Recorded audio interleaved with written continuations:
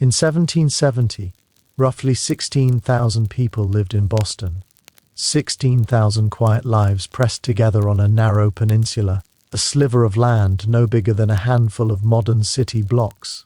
It was a crowded place, hemmed in by water on nearly every side, with little room to stretch and nowhere to escape. Each morning, people woke without knowing what the day might bring. Bread or bullets, calm or chaos. A friendly nod from the red-coated soldier on the corner, or a cold stare that stopped them in their tracks.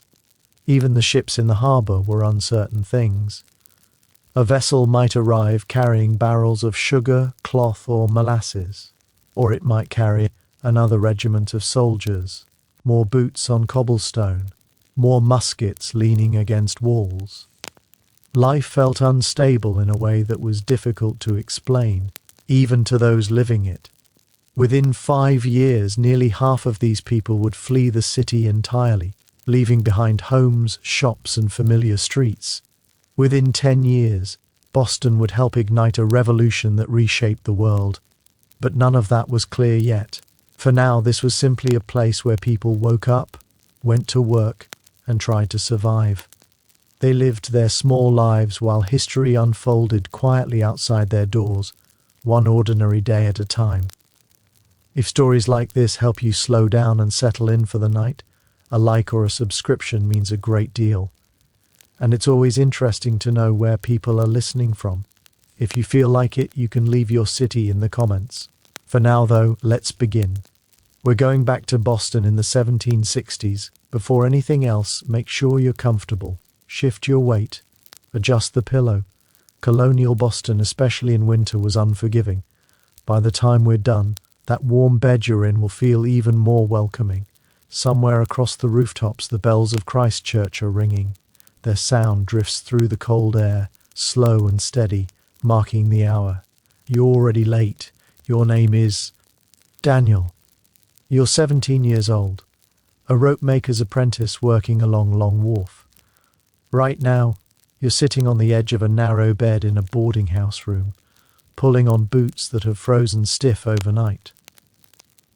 The room smells of 3 unwashed teenage boys and the lingering sourness of last night's chamber pot. It's not a pleasant smell, but it's familiar. The year is 1765. It's March. Your breath fogs the air in front of your face as you fumble with the laces, fingers numb and clumsy in the cold. There's no time for breakfast, but that's all right. You'll grab some beer on the way. Beer for breakfast is normal here. Everyone drinks it. Children, apprentices, labourers. The water can't be trusted. It carries sickness faster than any soldier ever could. Dysentery, cholera, typhoid. One bad well, and by Tuesday half the neighbourhood could be gone. So people drink beer or cider from morning until night. Colonial Americans drink about 3 times as much as people will someday drink in the future. Given everything else they're facing, it's probably the most sensible choice available. 2 other apprentices share this room with you. William is still asleep in the corner, snoring softly, his breath heavy and sour. The smell coming off him is strong enough to make your eyes water. Nobody in this room has bathed in weeks, possibly months. In colonial New England, people might wash their whole body once a year, if that. Some go decades without being, as they say, wet all over at once. The belief is that water opens the pores and lets illness inside, so people avoid it. You get used to the smell eventually, or your nose simply gives up. It's hard to tell which. James is already gone. James is always gone before anyone else wakes up. He moves quietly, efficiently. Master Webb doesn't tolerate lateness, and James understands that better than anyone. You should probably be more like James. The floorboards creak as you stand, cold enough to feel damp beneath your stockinged feet. The whole building creaks, really. Mistress Hutchins, who runs the boarding house, prefers it that way. She says the sounds tell her who comes and goes and at what hour. Any funny business, and you're out on the street. Not that you're interested in funny business. You're far too tired. You're always tired. The front door sticks when you try to open it. You have to lean your shoulder into the wood before it finally gives way, and then the cold hits you properly. Not the mild chill of the bedroom, but the real cold, the harbour cold. It smells of salt and fish and tar, and something else you've never quite been able to name. A smell you'd recognise anywhere. The smell of a working port, of ships and money and men who've crossed oceans. Long wharf stretches out ahead of you in the darkness. Nearly half a mile of wooden planking reaching into the harbour, lined with warehouses, counting houses, and the shadowed hulls of ships tied alongside. Torches burn at intervals, their flames flickering in the wind, casting small pools of orange light. Between those pools the darkness feels even deeper. Men are already moving, sailors, dock workers, customs officials, carters and clerks and all the other people it takes to keep a port alive, and soldiers. You notice them immediately. Red coats stand out even in the dim light. A patrol of 4 walks slowly along the wharf, muskets shouldered, breath steaming as they talk quietly among themselves. They've been here for months now, sent from England to keep order, to enforce new taxes, to remind Boston who holds the power. No one likes them, no one asked for them.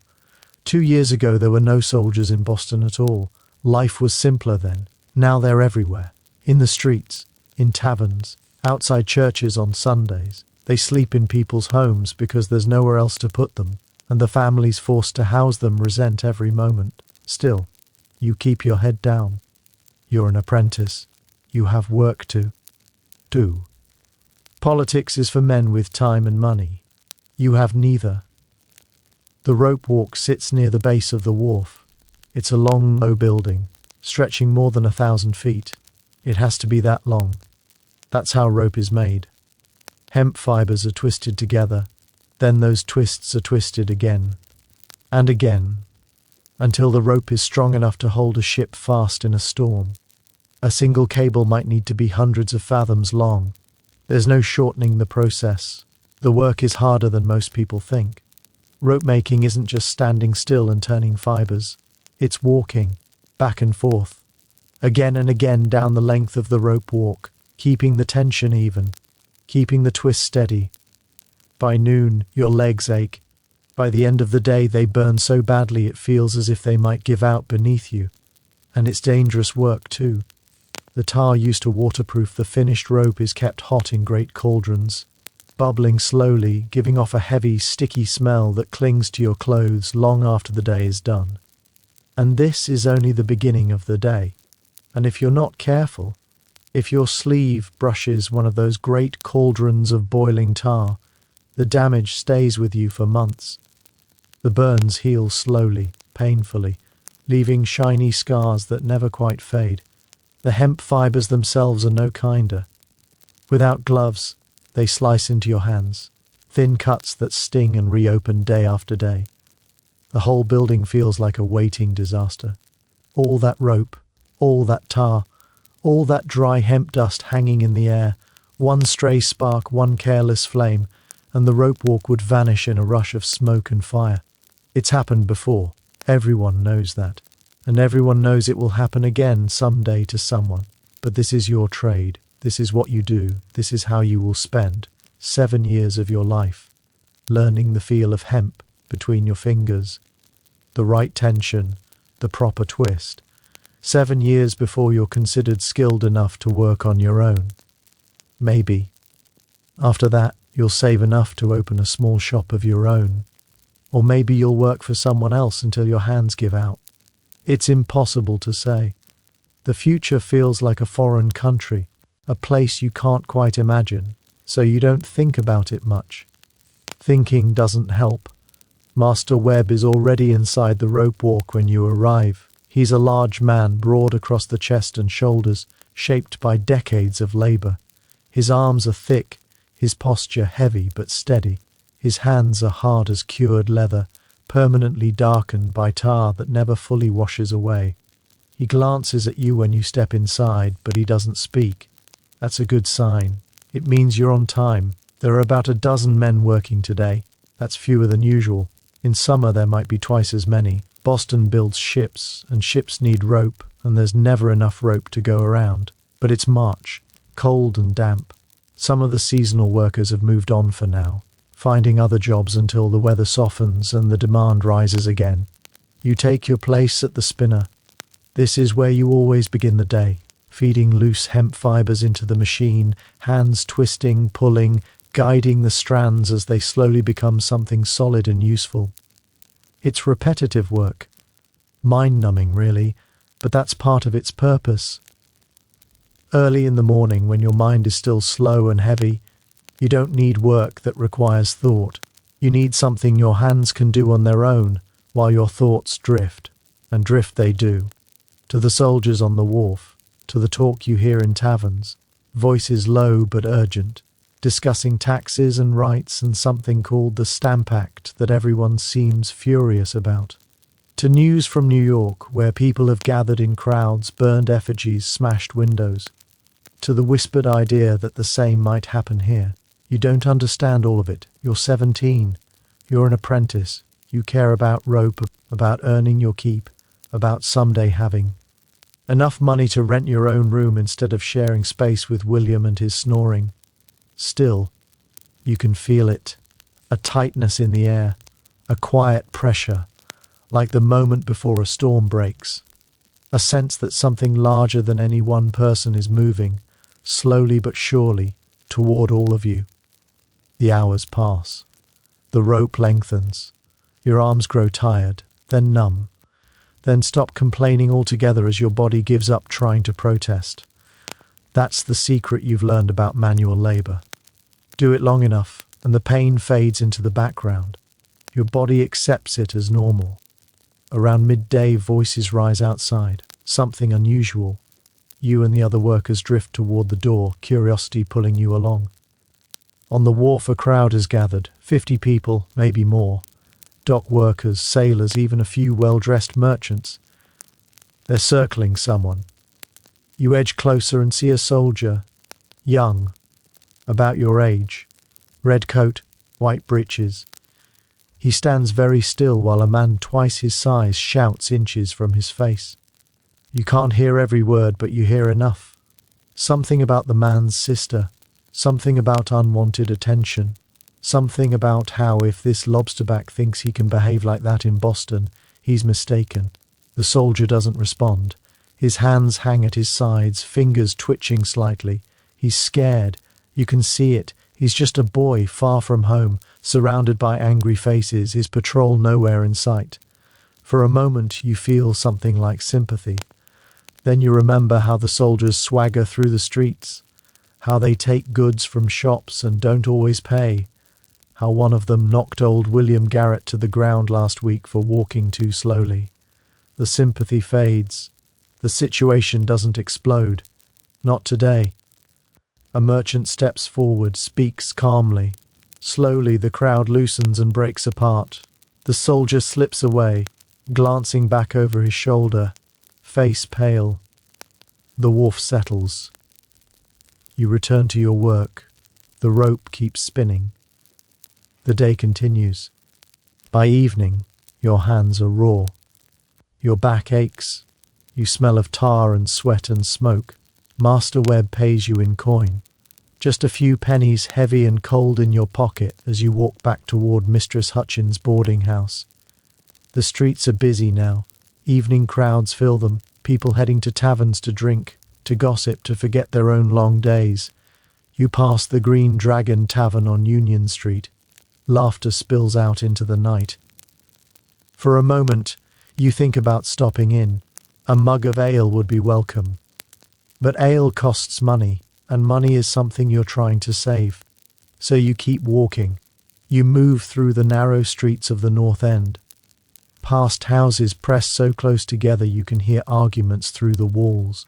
Past shops shuttered for the night. Past the stocks near the meeting house, where people are punished for breaking the Sabbath, for drunkenness, for speaking out of turn. You've seen men stand there all day while neighbors pelt them with rotten vegetables. Seen women forced to wear iron bridles for gossiping. Once, you saw a man have his ears nailed to the wood for counterfeiting, cut off when his sentence was done. Boston doesn't take disobedience lightly. You pass beneath the shadow of the Old North Church, its dark shape rising against the stars. Here, away from the harbour and the taverns, it's quieter. The noise fades. The city seems to slow, just a little. And for the first time all day you can breathe. Just the sound of your own footsteps on the cobblestones, steady and unhurried, and the occasional bark of a dog somewhere behind a closed door. The city feels different at night, smaller, quieter. You think again about the soldier, about the fear you saw in his face. You think about the crowd, about how their anger didn't feel sudden or accidental.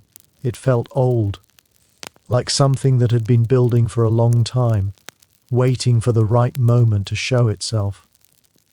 You remember what James said last night, his voice low as he leaned in close, that his cousin had heard the Sons of Liberty were planning something big, something meant to show the Crown that Boston wouldn't be pushed around anymore.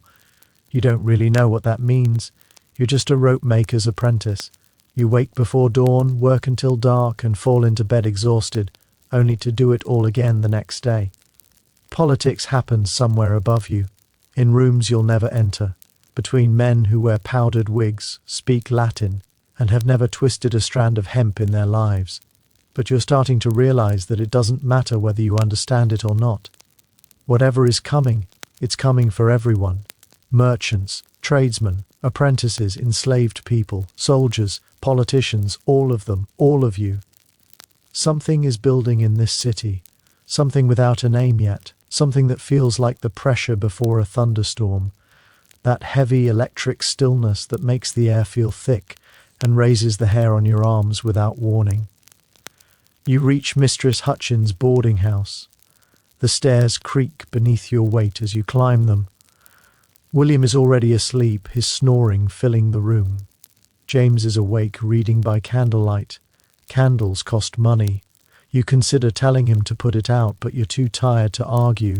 You pull off your shoes, peel off your stockings. You lie down on your straw mattress and tug the thin wool blanket up to your chin.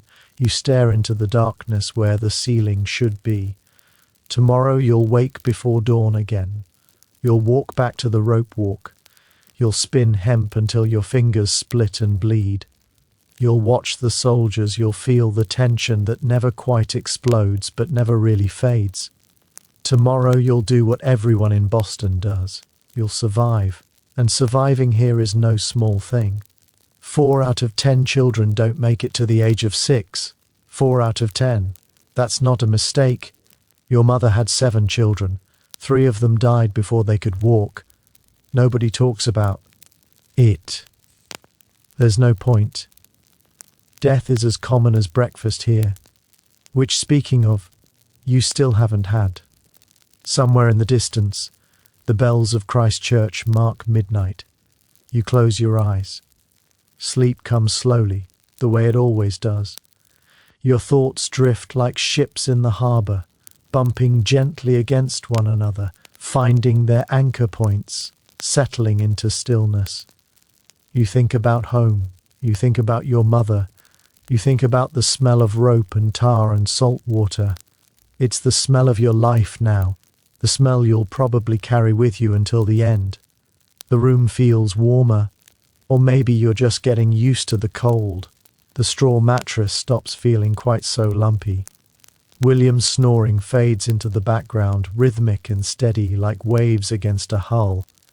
In the darkness, Boston sleeps, 16,000 people in their beds, in their dreams, in that quiet space between one day and the next.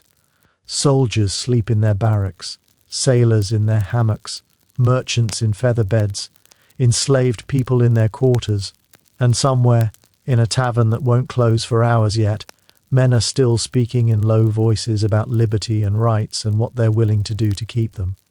But you don't know about any of that.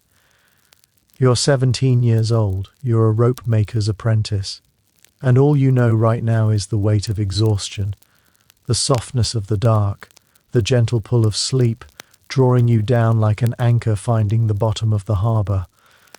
Tomorrow will come, it always does, but for now there's only this. 5 months later, Boston is a different city. It's August now. Hot. The kind of heat that clings to your skin and refuses to let go. The air is thick with humidity. The harbor smells of rotting fish and exposed mud at low tide. The streets smell of horse dung baking in the sun. The rope walk smells of hot tar and sweat. By noon, you're drinking water as fast as you can, never quite satisfied, your mouth always dry. But the heat isn't what's changed everything. It's the Stamp Act. You've heard the words so many times they barely mean anything anymore. Stamp Act. Stamp Act. Every conversation, every argument, in every tavern and on every street corner. The Crown has decided that every piece of paper in the colonies needs an official stamp. Newspapers, legal documents, playing cards, marriage licenses, and those stamps cost money. Money that flows straight back to England. People are angry, not the quiet kind of anger that fades after a few ales. This is different. This is the kind of anger that settles deep and stays there, the kind that makes men do foolish things. You learn that on August 14th. The morning starts like any other. The bells wake you. You pull on your clothes. You walk toward Long Wharf through streets already busy with merchants, sailors, and the usual chaos of a port town coming alive. The harbour is crowded with ships, their masts rising like a forest of bare trees against the pale morning sky. You count maybe 40 vessels at anchor. That's good. More ships mean more rope. Still, something feels wrong. You can't quite say why. Just a prickle at the back of your neck. People walking faster than usual. Conversations stopping when strangers pass. That feeling that everyone else knows something you don't. At the rope walk, Master Webb is in a foul mood. He snaps at men for small mistakes, barks orders. His patience is gone. He's usually gruff but fair. Today he feels wound tight, like one of his own cables pulled too far. Around mid-morning, James appears beside you. He's supposed to be working at the far end of the walk, but here he is, eyes bright with something that looks very much like excitement. And you can tell, even before he speaks, that the day is not going to stay ordinary. "You hear about the tree?" James asks, keeping his voice low, as if the walls themselves might be listening. "What tree?" you ask, distracted by the steady pull of hemp through your hands. "The big elm. Down on Orange Street, near the corner of Essex. Someone hung something from it last night." You don't understand what he means. Your confusion must show on your face because James reaches out and grips your arm, fingers tight. "Come on," he says. "You need to see this." "Webb will kill us," you mutter, glancing toward the far end of the rope walk. James shakes his head. He won't notice. Half the workers are already gone. "Haven't you looked around?" You stop and finally look. The rope walk should be full. A dozen men moving in their places. Instead, there are 5, maybe fewer. The others have slipped away while you weren't paying attention, drawn by something you didn't yet know about. So you go. You and James move quickly through the streets, carried along by the flow of people, past Faneuil Hall, where market sellers are shouting prices and trading briskly despite the heat, past the old State House, its lion and unicorn perched on the roof like they own the place, past shops and counting houses, and a small group of red-coated soldiers who watch you pass with unreadable expressions, but don't stop you. The closer you get to Orange Street, the thicker the crowd becomes. By the time you reach the corner of Essex, you can barely push forward.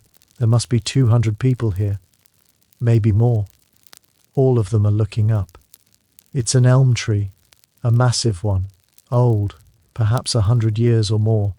Its branches stretch wide over the street, leaves barely stirring in the hot August air, and hanging from one of those branches, swaying slowly, is a body. Your stomach drops. You've seen dead men before. Sailors pulled from the harbour, skin blue and swollen, a dock worker crushed beneath a falling crate. But this feels different. This feels deliberate. This feels like an execution. James laughs. It's not real, he says quickly, seeing your face. Look closer. You do, and you see it. It isn't a body. It's an effigy. A stuffed dummy dressed in fine clothes, a sack pulled over its head, a face roughly painted on it. Around its neck hangs a sign with 2 letters painted in bold strokes. A.O. Andrew Oliver, James explains. He's supposed to be the stamp distributor, the man who'll collect the crown's taxes. Someone hung a dummy of him here last night. No one knows who did it, or at least no one is saying. James grins, wide and untroubled. You keep staring up at the effigy. Someone has added a boot to it, painted with the initials of another hated official. Another sign hangs nearby, its message clear and blunt. He that takes this down is an enemy to his country. And here's the strange thing. No one takes it down. Not the sheriff, who shows up, looks at the crowd, and quietly leaves. Not the governor's men. Not anyone at all. The British Empire, the most powerful force on earth, cannot remove a stuffed dummy from a tree because a crowd of angry colonists stands beneath it, daring them to try. That's when something settles into place in your mind. They need cooperation, and that cooperation is slipping away. You watch the effigy sway gently in the breeze and feel something tight and unfamiliar in your chest. Fear, perhaps, but also something else. Something that feels like standing at the edge of a cliff and looking down. A mix of dread and anticipation. People around you laugh and talk and point. Someone starts a chant. No stamps. Others pick it up. The words spread through the crowd, growing louder as more voices join in. No stamps. No stamps. The sound fills the street, echoing off brick and timber, loud enough to carry far beyond Orange Street. You find yourself moving your lips along with the words. Not shouting. Not yet. Just tasting them. A man pushes through the crowd. He's well dressed, wearing a fine coat, carrying a walking stick topped with silver. He looks up at the effigy, his face tight with something you can't quite name. This is treason, he says, loud enough for those nearby to hear. You'll all hang for this. Someone laughs. Someone else throws something. A piece of rotten fruit splatters against the man's coat, leaving a dark smear. He stumbles back, shocked, and for a moment the crowd presses in on him. Then he forces his way free and disappears down a side street. The laughter grows louder. The chanting grows stronger. Standing there in the August heat, sweat trickling down your back, rebellion ringing in your ears, you realize that something has shifted. Something has broken loose. Boston has taken a step that can't be undone. You and James stay until noon. More people arrive. The crowd swells to 500, then more. A few men climb the tree and add another boot to the effigy, freshly painted with hateful initials. Someone hangs another sign, repeating the warning that no one dares challenge. No one takes it down. Not the sheriff. Not the governor's men. Not the soldiers, who seem to have vanished from this part of town altogether. The tree stands. The effigy swings, and Boston holds its breath. By afternoon you're back at the rope walk, pretending you never left. Master Webb knows better. You can tell by the way he looks at you. But he says nothing. Maybe because half his workers were at that tree too. Maybe because he'd thought about going himself. The work continues. Rope slides through your hands. Yard after yard after yard. Your body moves through familiar motions while your mind stays behind on Orange Street, replaying the crowd, the chanting, the man with the fine coat and the fear in his eyes. Is this what revolution looks like? You don't know. You're 17. You make rope for a living. What do you know about revolutions? Only this. Something inside you has woken up. Some part that was sleeping before. And it isn't going back to sleep. That night the real trouble begins. You're back at Mistress Hutchins' boarding house, lying on your mattress, listening to William snore in the darkness when you hear it. Shouting. The sound of many feet pounding over. Cobblestones. Somewhere nearby, glass shatters, sharp and sudden. Then more shouting follows. James sits up at once, his shape a darker shadow against the dark room. "They're going to Oliver's house," he says. "Who is?" you ask, though you already know the answer. "Everyone," James replies, already swinging his legs off the bed. "Come on, you should stay where you are. You know that. Tomorrow is a work day. Master Webb won't tolerate you showing up half dead from a night of running the streets." But James is already pulling on his boots, fingers clumsy with urgency. Outside, the noise grows louder, closer. And that thing in your chest, that newly awakened thing, won't let you lie still, so you go. The streets are chaos, torches flicker everywhere, throwing wild shadows against the buildings. Men run in loose groups, some carrying clubs, some axes, their faces hard in the firelight. Women stand in doorways clutching children close. Dogs bark and howl, confused by the noise. Someone is singing loud and off-key, a song you don't recognize, something about liberty, something about death. You follow the sound to Kilby Street. There's a building there, new, still unfinished. The word is that Andrew Oliver planned to use it as his stamp office. Whether that's true doesn't seem to matter anymore. The crowd is tearing it apart. You stand there, stunned, as men attack the structure with axes and hammers, some with nothing but their bare hands. Wood splinters. Glass explodes outward. The frame groans under the assault and then collapses in on itself, disappearing in a cloud of dust. The crowd roars in approval. Then someone shouts, "To Oliver's house! To his house!" The mob surges forward. You're swept along, pushed and pulled by bodies you can't see clearly in the dark. You stumble through streets that barely look familiar under torchlight. James is somewhere beside you, his face lit orange by flames, eyes wide and shining. This is madness, absolute madness. And you can't. Stop. You don't want to.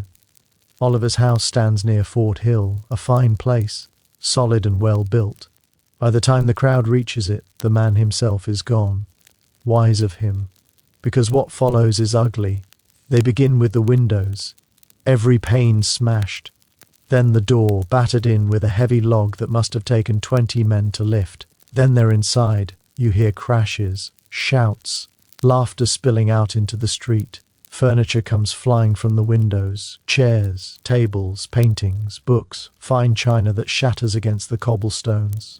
Someone finds Oliver's wine cellar. Bottles start passing through the crowd, hand to hand, mouth to mouth. You don't go inside, something stops you. Some last piece of the boy who just wants to make rope, earn his keep and stay out of trouble. You stand in the street, heart pounding like it wants out of your chest. A man stumbles out wearing one of Oliver's wigs, bowing deeply to the crowd as laughter erupts. Another man follows carrying a portrait. He holds it up for everyone to see, then throws it onto a fire burning in the middle of the street. The flames leap. The crowd cheers. A woman nearby twirls in the firelight wearing what looks like one of Mrs. Oliver's dresses, laughing as if she's at a ball. It's chaos. It's madness. And then you realize something that chills you. It's organized. No one is stealing silverware. No one is sneaking valuables away.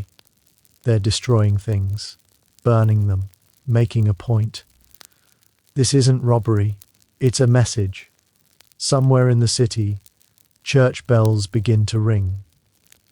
Not for a fire, not for a funeral, for something else, something new, something that doesn't have a name yet. By dawn, it's over. The mob dissolves as grey light creeps over the harbour. Men who were shouting for blood hours ago walk quietly home to their wives and children, faces drawn, hands black with soot. You make it back to Mistress Hutchins' boarding house just as the bells ring for morning. You haven't slept. Your eyes burn. Your throat is raw from smoke and shouting. But you have to work. If you don't work, you don't eat. You splash cold water on your face, pull on your clothes, walk to the rope walk as if nothing happened. Master Webb looks at you when you arrive. He notices the soot you didn't quite wash away, the redness in your eyes. He opens his mouth as if to speak. Then he closes it again. He nods toward the spinner. You get to work. The rope doesn't care about revolutions. It only needs to be twisted, yard after yard, same as yesterday, same as tomorrow. Your hands know what to do. Your body moves while your mind drifts back to the night before. The fire, the shouting, the portrait curling into black ash. Was that the beginning of something or the end? You don't know. You're too tired to know. Too tired for anything except putting one foot in front of the other, twisting one strand around another, staying awake long enough to earn your pay and collapse into bed. Still, you can feel it. The city has changed. Something cracked open last night, and it isn't closing again. Outside the rope walk, Boston is quiet. Too quiet. The usual noise of the harbour feels muted. People walk with their heads down. Soldiers patrol in pairs, hands close to their muskets. Everyone is waiting. Everyone is wondering what comes next. And you're just a rope maker's apprentice. 17 years old. Hands black with tar, back aching, eyes stinging from smoke and lack of sleep. But you were there. You saw it. And something in you has changed too. You just don't know what yet. The day stretches on, slow and heavy. Every hour feels like 3. Every yard of rope feels like a mile beneath your hands. The fibers drag through your fingers slowly, stubbornly, as if they know how tired you are and want to remind you. By the time Master Webb finally dismisses you for the day, the sun has already begun its descent, slipping low over the harbour. The sky is painted in long, quiet strokes of red and orange, colours that would normally be beautiful if they didn't look so much like the fires from the night before. You stand for a moment at the end of the rope walk, stretching your aching back, blinking against the light, feeling like you've lived several days inside a single one. The walk back to the boarding house feels longer than usual. The streets are the same ones you've walked 1,000 times. The same buildings leaning toward each other. The same uneven cobblestones beneath your boots. The same familiar smells of salt, fish, tar, and old wood. And yet, something is different. It's subtle, hard to name. Like looking at a face you know well and suddenly noticing a new expression behind the eyes. Nothing has moved, and yet everything has shifted just a little out of place. When you reach Mistress Hutchins's house, the familiar sounds greet you. William is already asleep, his steady snoring filling the room in its usual rhythm. James sits on his bed instead of lying down, elbows on his knees, staring at the floor as if the boards themselves might give him answers. The candlelight makes his face look pale, drawn tighter than usual. "They say Hutchinson's house is next," he whispers, his voice barely louder than the flame. "The lieutenant governor. He says the mob is going after him tomorrow night." You don't answer. You don't have the strength to. Words feel heavy, unnecessary. You pull off your boots, the leather creaking softly, and lie down on your mattress. When you close your eyes, you try not to think at all. No fires, no crowds, no shouting, just darkness. Sleep takes you quickly this time. Deep and heavy, dreamless. Your body finally giving up its resistance, surrendering completely to exhaustion. Tomorrow there will be more rope. Tomorrow there will be more work. Tomorrow there might be more chaos. But for now, there is only the dark behind your eyes. Only the steady rhythm of William's snoring. Only the distant, comforting sound of the harbour. Waves tapping gently against wooden hulls, ships creaking quietly at their moorings. Boston sleeps, or at least it tries to, waiting for whatever comes next. Andrew Oliver resigns his position as stamp distributor the very next day. A smart decision. He stands on the stump of the Liberty Tree, that old elm on Orange Street, and tells a crowd of thousands that he wants nothing more to do with stamps, taxes, or anything else that might bring another visit from his neighbours in the middle of the night. The crowd cheers. Someone buys drinks for the whole street. For a brief moment, Boston feels like it has won something. Then November arrives, and the Stamp Act is supposed to take effect. Suddenly, nobody is quite sure what will happen. Will ships refuse to sail without stamped papers? Will the courts close their doors? Will trade and business grind to a halt? It turns out Boston has an answer for that too. They simply ignore the whole thing. Ships sail anyway. Courts stay open. Newspapers print without stamps. The Crown, 3,000 miles away across the ocean, can't do much about it. You don't learn all of this at once. It comes in pieces. Snippets of conversation at the rope walk, rumours exchanged at the market, whispers passed over mugs of ale. Eventually, the talk reaches the Green Dragon. The first time you walk through those doors is in late October, a few weeks after your 18th birthday. James brings you. He's been spending more time there lately, coming back to the boarding house late at night smelling of tobacco and rum, his eyes carrying the look of someone who knows things he isn't saying out loud. You need to meet some people, he tells you. That's all he says. The tavern sits on Union Street, a wooden building with a sign swinging gently over the door. The sign shows a dragon painted green, fierce and slightly ridiculous at the same time. Inside, the main room is crowded and loud, thick with pipe smoke that hangs in the air and clings to your clothes. Men pack the rough wooden tables, drinking ale, arguing about politics, laughing at jokes you can barely hear. Colonial taverns are many things at once. They're the post office, the news, the courtroom, the meeting hall. Political organizing almost always happens in a tavern. The average colonist drinks more than 3 gallons of alcohol a year, and most of it is consumed in places just like this. Boston alone has over 100 licensed taverns for a city of 16,000 people. One tavern for every 160 residents. People here like to drink, and they like to talk. And they like to drink while talking. James leads you through the crowd, nodding at people he knows, until you reach a door at the back. A big man stands beside it, arms crossed, watching everyone who passes with careful, flat eyes. He's with me, James says.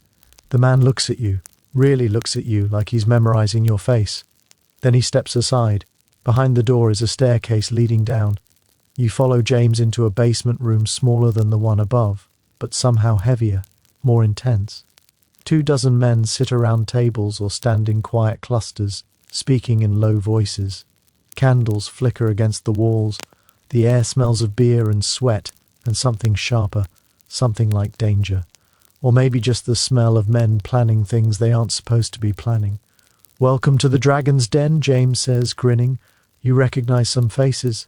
A silversmith from the North End who's done work for Masterweb.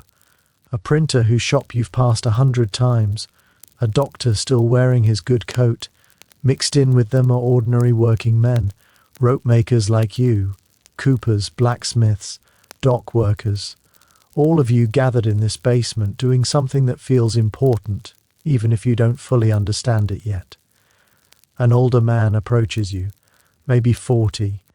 His face looks like it's seen trouble and come out the other side. His fingers are stained with ink. "James says you were at Oliver's house that night," he says. "It isn't a question. I was in the street," you reply. "I didn't go inside." "But you were there." "Yes." He studies you for a long moment. Then he holds out his hand. "Name's Eads. Benjamin Eads. I print the Gazette." You shake his hand. His grip is firm, his palm rough with calluses. "The Gazette's been writing about the Stamp Act," you say. A foolish thing to say. Everyone knows it. But Eads just smiles. "We've been writing about a lot of things," he says calmly, "and we're going to keep writing. The question is, are men like you going to keep reading, keep showing up, keep making sure the Crown knows we won't be pushed around?" You don't know how to answer that. Not yet. A month ago you were just a rope maker. That was the whole of it. You woke before dawn, worked with your hands and went to bed tired. Now you were standing in a dim basement, surrounded by men who spoke quietly about pushing back against the most powerful empire in the world. The thought should have felt overwhelming. Instead, it felt oddly distant, like something happening just slightly to the side of your life.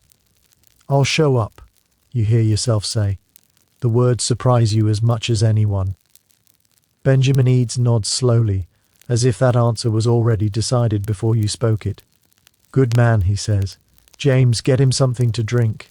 That first night you mostly listen. You sit in a corner with a mug of ale warming your hands and let the room wash over you.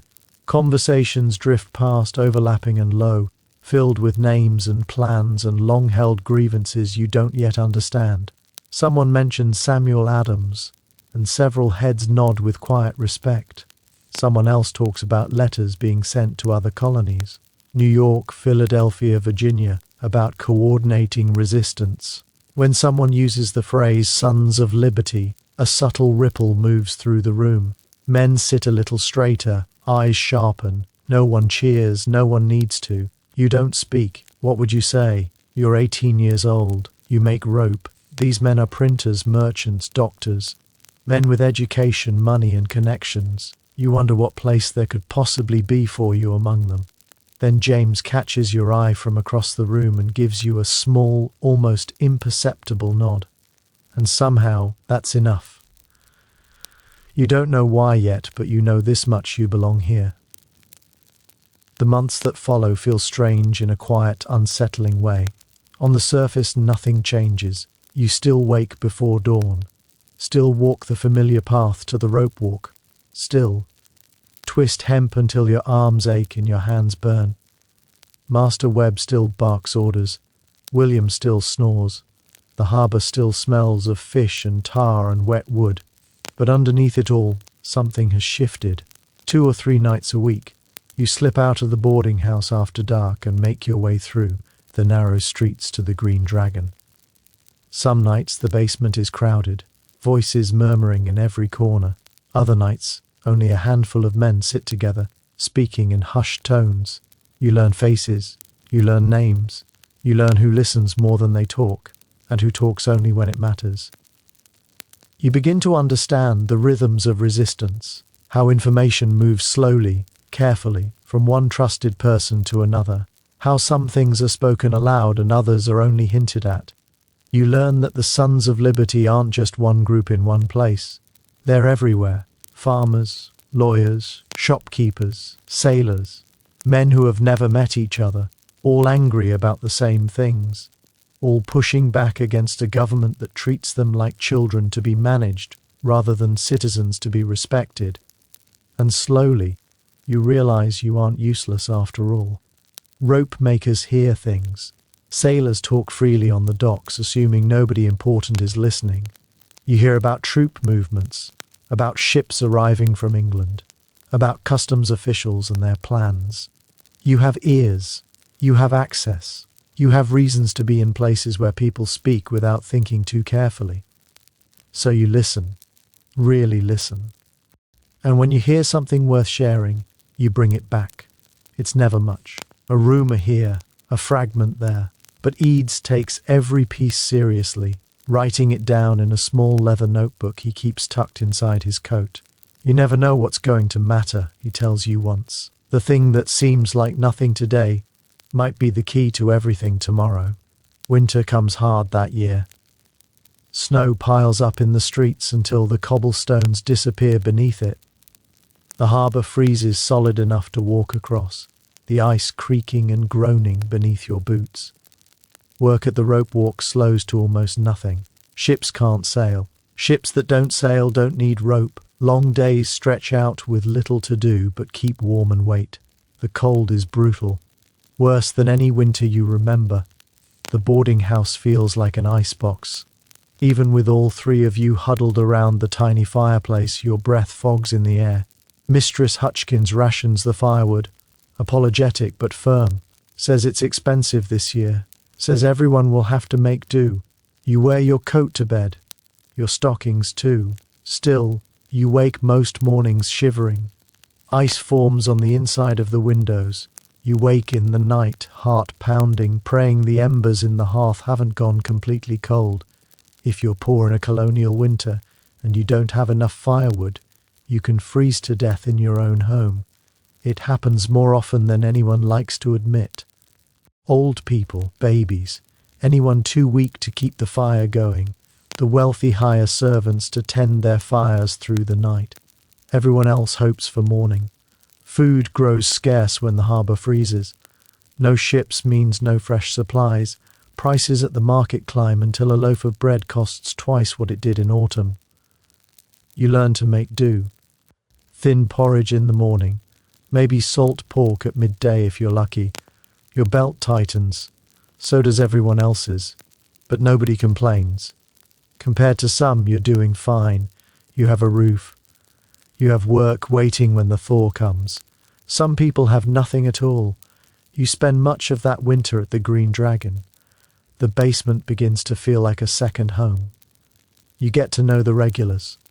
Paul the silversmith has a way of drawing people out, making them feel like their opinions matter. Joseph the doctor always seems to know things before anyone else, as if he has sources nobody can quite identify.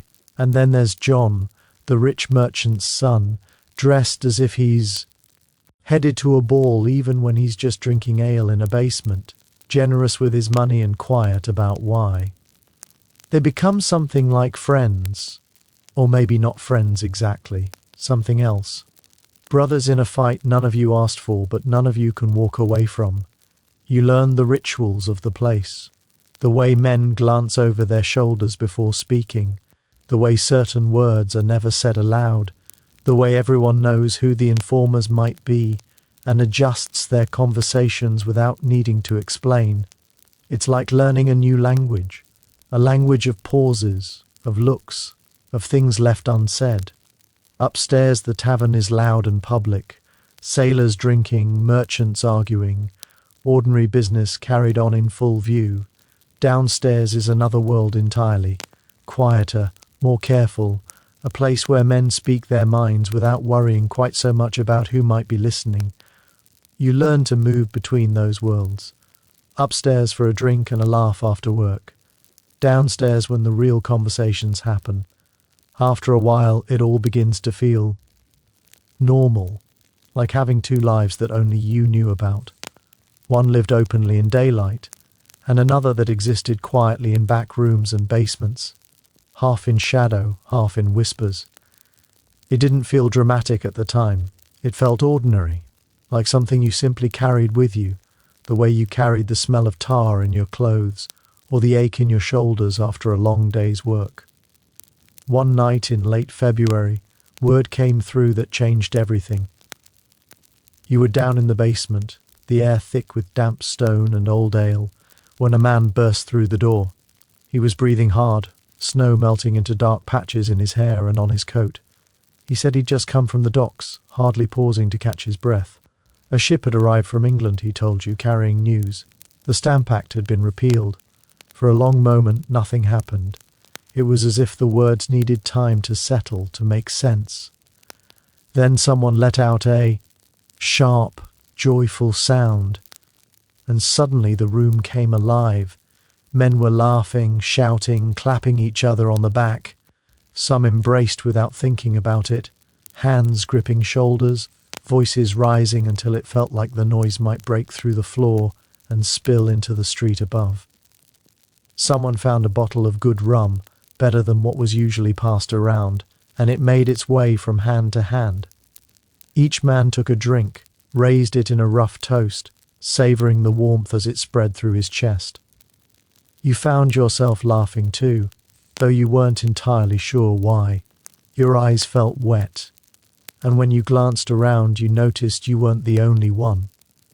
Other men blinked hard or looked away, pretending not to notice. No one said anything about it. There was no need. "We did it," James said, grabbing your shoulders with both hands, his face bright and flushed. "We actually did it." Had you done it? You weren't sure. You had made rope. You had listened at the docks. You had sat in that same basement night after night, drinking ale while other men spoke and planned. You hadn't thrown stones or led crowds or stood shouting in the street. But maybe that was enough. Maybe that was what resistance looked like. Not only the big gestures that made stories later, but the small, quiet acts too.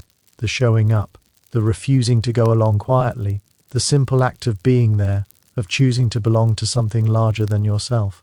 The celebration went on until dawn. Voices grew hoarse, laughter softened, bodies slumped into tired contentment. By the time you stumbled back to the boarding house, the sun was just lifting itself over the harbour. Snow along the docks caught the light and turned pink, then gold. Your head throbbed. Your legs felt unsteady beneath you, but you were smiling. It felt finished. The Stamp Act was dead. Boston had won, except it wasn't over. Not really. You learned that soon enough. The repeal came with conditions, though they weren't spoken of much. That morning, Parliament passed something called the Declaratory Act, which said, in careful words, that even if they were stepping back from stamps, they still claimed the right to tax the colonies whenever they chose. They were simply choosing not to for now, and the soldiers were still there. That was the part that became harder to ignore as winter faded. Snow melted into slush, then into mud. Spring crept in slowly, and the harbour shifted from solid ice to dark, moving water. Through it all, the red coats remained. If anything, there seemed to be more of them. They patrolled the streets, lingered near the docks, stood outside the Green Dragon some nights as if they knew exactly what was being said inside. The tension that had burst into the open months earlier didn't disappear. It sank underground, quiet and heavy, waiting. You felt it every day at the rope walk. Men spoke more softly now. They paused mid-sentence, glanced over their shoulders before finishing a thought. Jokes didn't land the way they used to. A man named Patrick argued with a soldier over a card game and ended up with a broken nose. A shop owner on King Street had his windows smashed after someone accused him of being a loyalist. Boston felt like a city holding its breath, everyone waiting for something, no one quite sure what that something would be. At the Green Dragon, the talk changed. There was less celebrating, more planning. Men asked quiet questions. What would happen if Parliament passed another tax? What if more soldiers came? What if the Crown decided to make an example of someone? You sat and listened, mug warming your hands, feeling something heavy settle in your chest. This wasn't going to end with a single law. This was only the beginning. And wherever it led, you were already part of it, whether you liked it or not. One night, walking back to the boarding house through streets still damp from a spring rain, you passed the Liberty Tree. It looked different now, quieter. The crowds were gone. The shouting had moved elsewhere. But when you drew closer, you saw words carved into the bark. You stopped to read them in the faint glow spilling from a nearby window. Sons of Liberty. 3 words cut deep enough to last. You stood there for a long time, rain soaking into your coat, thinking. You thought about Oliver and his ruined house, about Eads and his leather notebook, about James and the light in his eyes. You thought about how much had changed since that March morning, when you were just a rope-maker's apprentice who didn't know anything about politics or rebellion, or what it meant to belong to something larger than himself. The city slept around you, 16,000 people dreaming their own separate dreams, unaware of what was coming. You had a sense, standing there in the rain, that this wasn't over. It was only beginning. 2 years passed, mostly quiet ones. The kind of years that lull you into thinking things are settling down, that maybe the worst has come and gone. Maybe you can return to being just a rope maker and nothing more. You should have known better. By 1767, you were 20 years old, not a boy anymore. Your shoulders had broadened from years of pulling and twisting along the walk. Your hands were scarred and calloused, permanently darkened with tar. Master Webb trusted you now, gave you more responsibility, let you supervise younger apprentices and handle the work that required a steady, experienced touch. You were good at this job. It turned out you were good at many things, if you did them long enough. James finished his apprenticeship the previous spring. He worked at another rope walk now, down near Griffin's Wharf, earning journeyman wages. You still saw him most weeks at the Green Dragon. You still shared a drink and traded bits of news. But things felt different. He was courting a girl now, a cooper's daughter named Sarah, who blushed whenever his name was mentioned. He talked about the future in a way he never had before. Marriage, children, a shop of his own someday. You thought about those things too, sometimes. Late at night, lying on your thin mattress, listening to the new apprentice snore softly in the corner. Williams was gone as well, shipped out on a merchant vessel bound for the West Indies. He'd said he wanted to see something beyond Boston before he grew too old. You lay there in the dark, the city quiet around you, letting those thoughts drift slowly, unaware of how little time there really was before everything would change again. You wonder sometimes if he made it, if he's somewhere warm right now, drinking rum beneath palm trees while you pull your coat tighter against another New England winter. The thought drifts through your mind now and then, usually late at night, and then drifts away again. Mostly, you don't think much about the future at all. There's too much pressing in from the present, too many small, heavy moments filling each day. Parliament passed new taxes again. They called them the Townsend Acts, named after the minister who imagined them into being. Taxes on glass, on lead, on paper, on paint, on tea. Ordinary things, necessary things. Everything the colonies had to import from England. The money, they said, would pay for the soldiers stationed here, which felt like a particular kind of insult, asking you to pay for the men who watched you, followed you, and reminded you daily who held the power. The Green Dragon grew busy once more. More meetings, more quiet planning, more mugs left untouched as men leaned in close and spoke in low voices. The non-importation agreements returned, merchants pledging not to buy British goods until the taxes were repealed. Lists appeared in the Gazette, naming anyone who broke the agreement. Crowds gathered outside the shops of men who refused to sign, standing close together, saying little, letting their presence speak for them. It wasn't as dramatic as the riots back in '65. There were no effigies swinging from trees, no houses pulled apart board by board, but the tension was worse in some ways.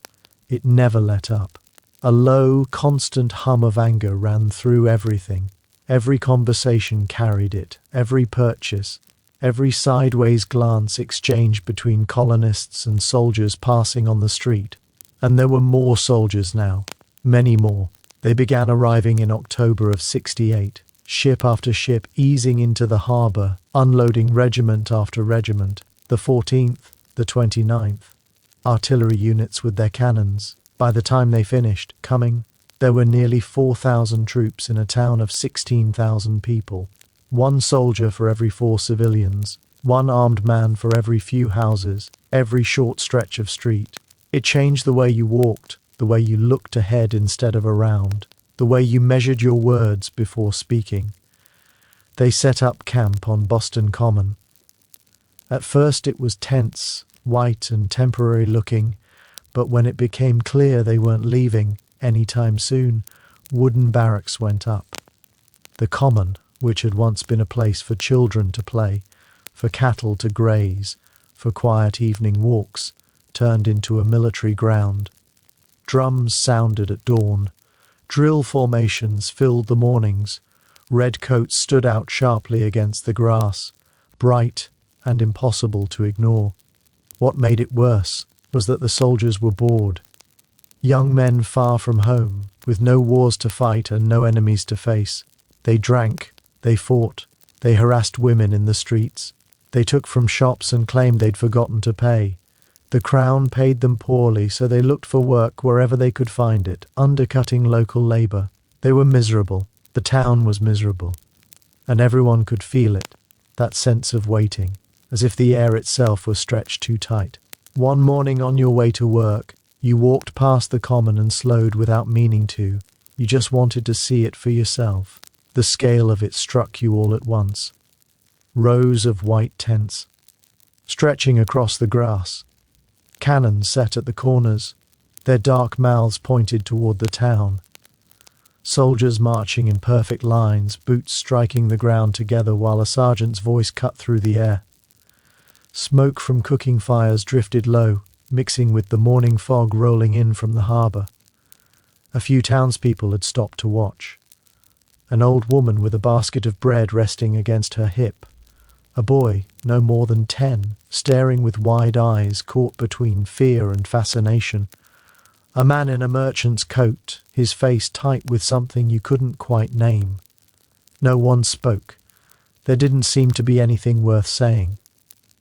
Behind the camp, the province house rose against the sky. That was where the royal governor lived, the man appointed by the king to keep Massachusetts in line. His windows looked out over the common. He could watch the soldiers drill while he ate his breakfast. You wondered what he felt when he looked at all those red coats. Pride, perhaps. Satisfaction. The calm confidence of someone who believed everything was under control. You hoped he enjoyed it. The old state house, the handsome brick building where the colonial government met, now had soldiers posted at every door. So did Faneuil Hall. So did the customs house. The message was simple and unmistakable. This city was theirs now. You were merely living in it. You remembered the day they landed, standing on Long Wharf with hundreds of others, watching the boats row ashore, watching the soldiers form into their perfect ranks. The crowd was silent. A few women cried quietly. A few men clenched their fists, knuckles pale. The officer in charge, a man named Dalrymple, read out a proclamation about keeping the peace and restoring order. You didn't remember the words. You remembered the feeling, like the city had taken a hard blow to the stomach and couldn't quite breathe afterward. At the rope walk, things grew complicated. Soldiers needed money. The crown paid them, but not enough. So, they looked for side work, odd jobs, anything to add a few coins to their pockets. Some of them, strong-backed and restless, started coming to the rope walks asking for employment. Master Webb turned them away at first. Most masters did, but some didn't. Some saw cheap labour and didn't look much further, and that was when the real trouble began. Rope making was a trade. You spent years learning it. You earned your place. And now soldiers were willing to work for half the wage, taking jobs that should have gone to Boston men. It wasn't only about money, though the money mattered. It was about respect, about who belonged and who didn't. Arguments flared. At first they were small, a few sharp words, a shove, a punch. But over time they grew darker. Clubs appeared, knives followed. A soldier was found with his skull cracked behind a warehouse near Griffin's Wharf. A rope maker was stabbed outside a tavern on Ann Street. One day, at your own rope walk, a soldier came looking for work. He was young, barely more than a boy, no older than 19. He stood there, shifting his weight, hands hanging at his sides, eyes uncertain. You remember noticing how tired he looked, how thin beneath the red coat. The moment stretched out quietly, heavy with everything that had come before and everything that had yet to happen. He stood in the doorway with his hat in his hands, shifting his weight from one foot to the other, asking quietly if there were any jobs going.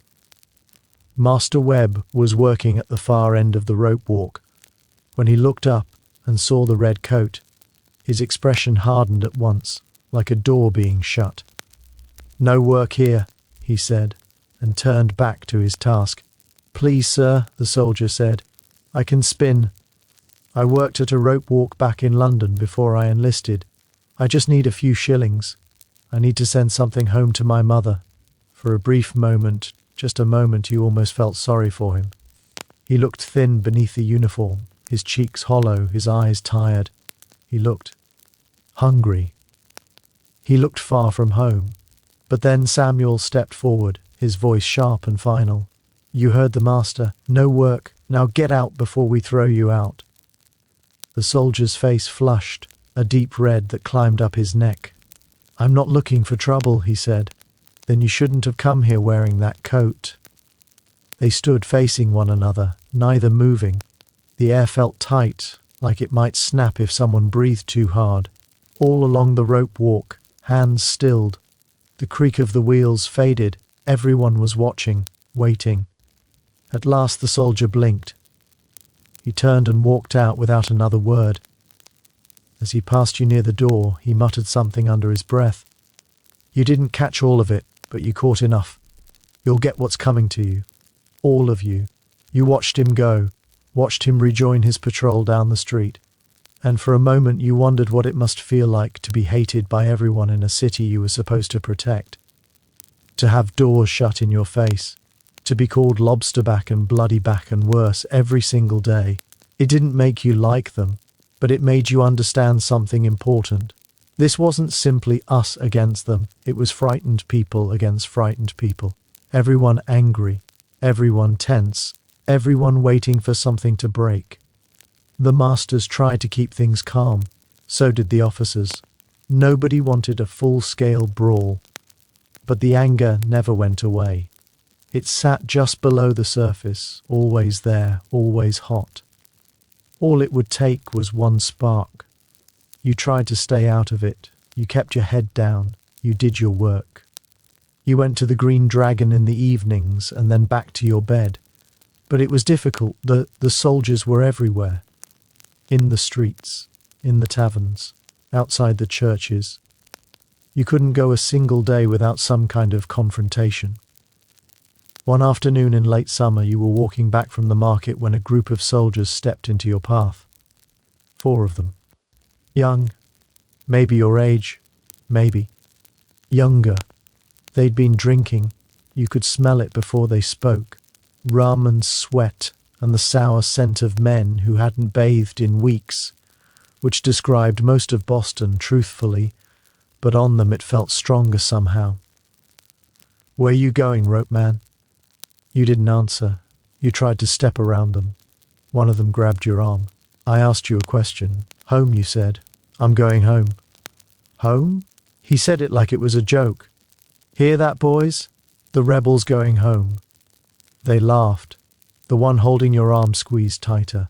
He had a pockmarked face, yellowed teeth, breath so foul it made your eyes water. His uniform was filthy. The red faded to something closer to rust. Up close, they didn't look like the fearsome soldiers of the British Empire. They looked like boys. Hungry, underpaid boys with muskets, which somehow made it all worse. We know about you lot, he said. Meeting in your tavern basements, plotting against the king. You think we don't know? Your heart was hammering, but you kept your face still. I don't know what you're talking about. Sure you don't.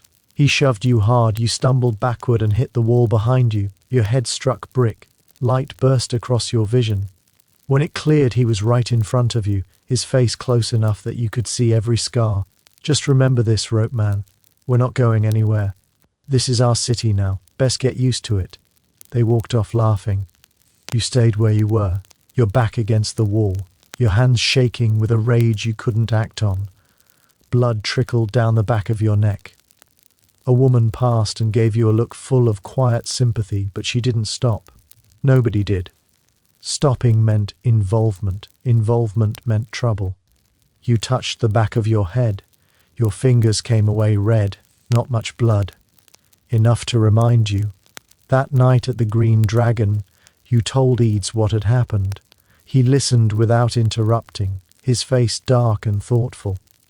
When you finished, he nodded slowly. It's going to get worse before it gets better, he said. They want us to strike first, give them an excuse. So what do? We wait, we watch, we keep our heads. He rested a hand on your shoulder, and we don't give them what they want. It was good advice, you tried to follow it, but every day it grew harder. The winter of '68 was one of the coldest you could remember. The harbour froze solid, ice stretching all the way to the islands. The soldiers on the common suffered badly. You heard stories of men freezing in their sleep, of frostbite so severe that fingers and toes had to be cut away. Part of you felt a quiet satisfaction at that. Another part felt ashamed for feeling it. They were only men, after all. Young men far from home, following orders. Not so different from you. But then you would remember the grip on your arm, the sneer, and the sympathy would fade. By spring, the city had settled into an ugly rhythm. Soldiers on one side, townspeople on the other, both watching, both waiting. Small clashes every day. Insults, fists. Nothing bad enough to start a war. Nothing good enough to ease the strain. The Green Dragon stayed busy. More men came to the meetings now. Dock workers, tradesmen, even a few merchants who had once stayed safely distant. The occupation had done that. It pushed people together, forged connections that hadn't existed before. You saw Paul the silversmith almost every night. He had taken on a quiet leadership role, organizing messengers, tracking troop movements, making sure information reached the right ears. He spoke calmly, deliberately, like a man who understood that patience could be as powerful as anger. And as you sat there listening, the low murmur of voices around you, you felt it again. That sense of something slowly, inevitably, moving forward, whether anyone was ready for it or not. He had a gift for that kind of work. Steady hands, steady nerves, the sort of man you would trust without needing to think about it, the kind of man you'd want nearby if things went wrong. Paul understood patience, understood timing, understood how to move information quietly and carefully without drawing attention. It came naturally to him, or at least it looked that way from the outside. Joseph, the doctor, was busy as well. Too busy. He spent his days tending to men injured in brawls with soldiers, stitching cuts, setting broken fingers, cleaning wounds that smelled of rum and street dirt. Each new patient seemed to harden something in him. One night, his voice tight and low, he said it plainly. "This can't go on. Something has to give. Something would give." You felt certain of it. Everyone did. The pressure had been building for too long, piling up day after day with nowhere to escape. Sooner or later the dam would break. You just didn't know when, or how, or who would be standing in the way when it happened. The days stretched out into summer. The common remained crowded with soldiers. The rope walk stayed busy with orders. You twisted hemp, pulled cable, measured and remeasured, letting the work fill your hands and your thoughts. You tried not to think about the winter ahead, or the winter after that, or all. The winters still to come, with red coats on every corner and guns pointed toward familiar streets. At night you lay on your thin mattress and listened to the city through the open window. Dogs barking somewhere nearby. Someone singing badly in a tavern down the street. The distant beat of drums drifting from the common, keeping time to a rhythm that had nothing to do with Boston, nothing to do with you. And yet it did have something to do with you. Everything did now. You had chosen a side, or maybe the side had chosen you. Either way, there was no turning back. Somewhere out there in the darkness, the future was taking shape. You couldn't see it, you couldn't name it, but you could feel it moving closer, slowly becoming solid. All you could do was wait. By 1770, you had stopped counting the days. Time moved differently under occupation. The seasons turned. The work continued. Ships still came and went from the harbour. But beneath it all, the city felt suspended, like it was holding its breath, waiting for something that never quite arrived. You were 22 now, 5 years since you first walked through the doors of the Green Dragon. 5 years of meetings and whispers and careful conversations. 5 years of watching the tension rise without ever fully breaking. Master Webb retired in the autumn. His hands had grown too stiff, he said. Too many winters, too much rope. He sold the business to his nephew, a man named Gray, who ran a larger operation closer to the harbour. You went with the sale, transferred like a piece of equipment, which was more or less what an employee was in those days. Gray's rope walk was bigger than Webb's. More men, more orders, more noise. The building stretched along the waterfront, a long wooden structure that creaked in the wind and smelled constantly of tar and hemp. You recognized many of the faces. Men from the Green Dragon, men from the crowds beneath the Liberty Tree. Good men, mostly. Hard workers, the kind who kept their heads down but wouldn't back away if pushed. And they were being pushed. Every day. The soldiers seemed bolder now, or perhaps more desperate. Their pay was late again, as it so often was. Hungry men made bad choices. They came around the rope walks looking for work like before, but they no longer asked. They demanded. One morning in late February, a group of soldiers arrived at Gray's, 4 of them, led by a big man with sergeant's stripes sewn on his sleeve. They walked straight into the building as if it already belonged to them, looking over the equipment, the workers, the bales of hemp stacked along the walls. "We're here for jobs," the sergeant said. He wasn't asking. Gray was smaller than Webb, but there was the same iron beneath his words. "No jobs here. Not for you." The sergeant smiled, though there was nothing friendly in it. "Seems to me you've got plenty of work. Seems to me you could use some extra hands." "I've got all the hands I need." The soldiers spread out, strolling along the length of the rope walk.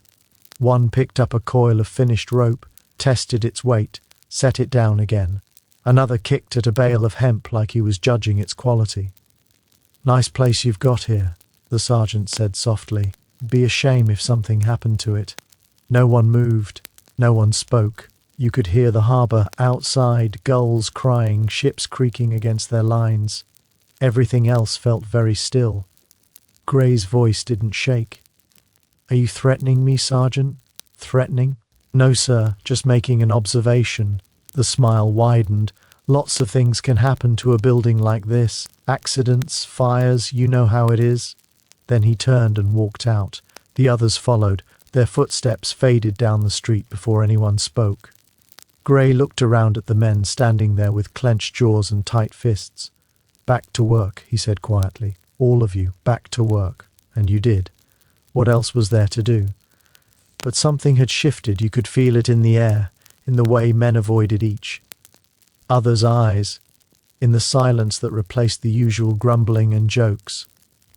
The sergeant's words hung over everything like smoke that wouldn't clear. That night at the Green Dragon, the mood was heavy. Word of what had happened at Gray's rope walk had spread quickly. Similar stories were coming in from all over town. Soldiers harassing shopkeepers, soldiers starting fights in taverns, soldiers stopping people in the street, demanding papers, asking questions that felt more like accusations. "They're trying to provoke us," Edie said. He looked tired, older than you remembered. "They want a fight. They want an excuse.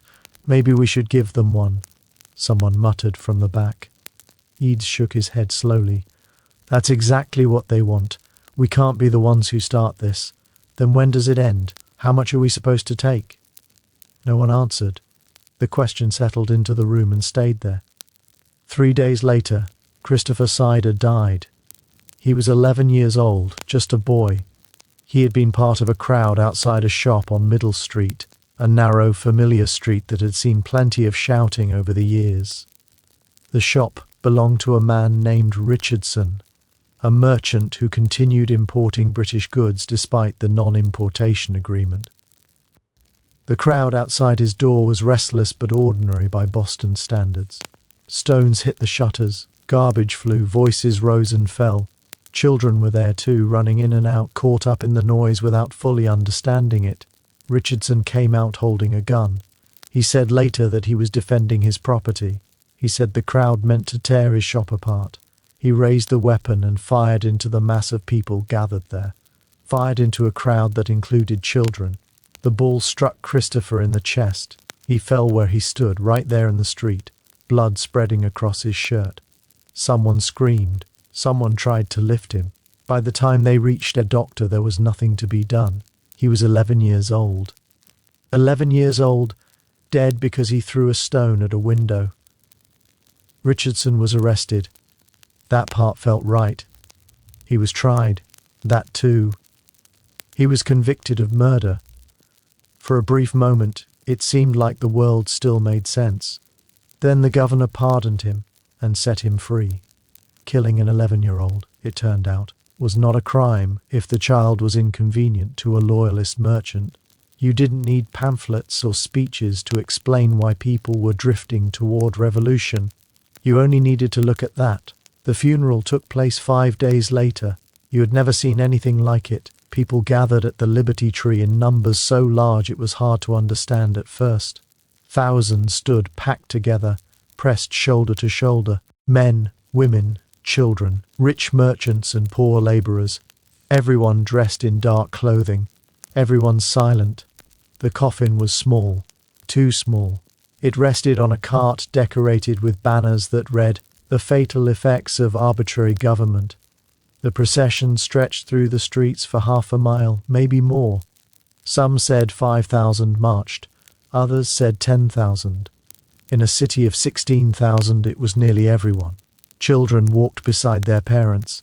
Old men came who had not left their homes in years. Normally, funerals were social events, excuses to drink until grief dulled enough to bear. This one was different. No drinking, no talking. Just the sound of footsteps and breathing as the body of an 11-year-old boy was carried through the streets of Boston.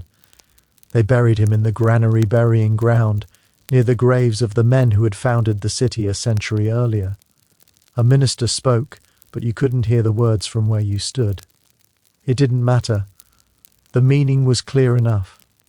Afterward, the city felt different. Not like it had after the Stamp Act riots. That anger had been loud, fast, and hot. This was colder, heavier. It didn't burn itself out, it settled in. People looked at soldiers in a new way now, not with fear, not even with hatred, with calculation, as if they were quietly measuring what might be required, what the cost might be, and whether they were willing to pay it. The soldiers felt it too. You could see it in the way they moved. They no longer walked alone, always in pairs, hands near their weapons. They had killed a child.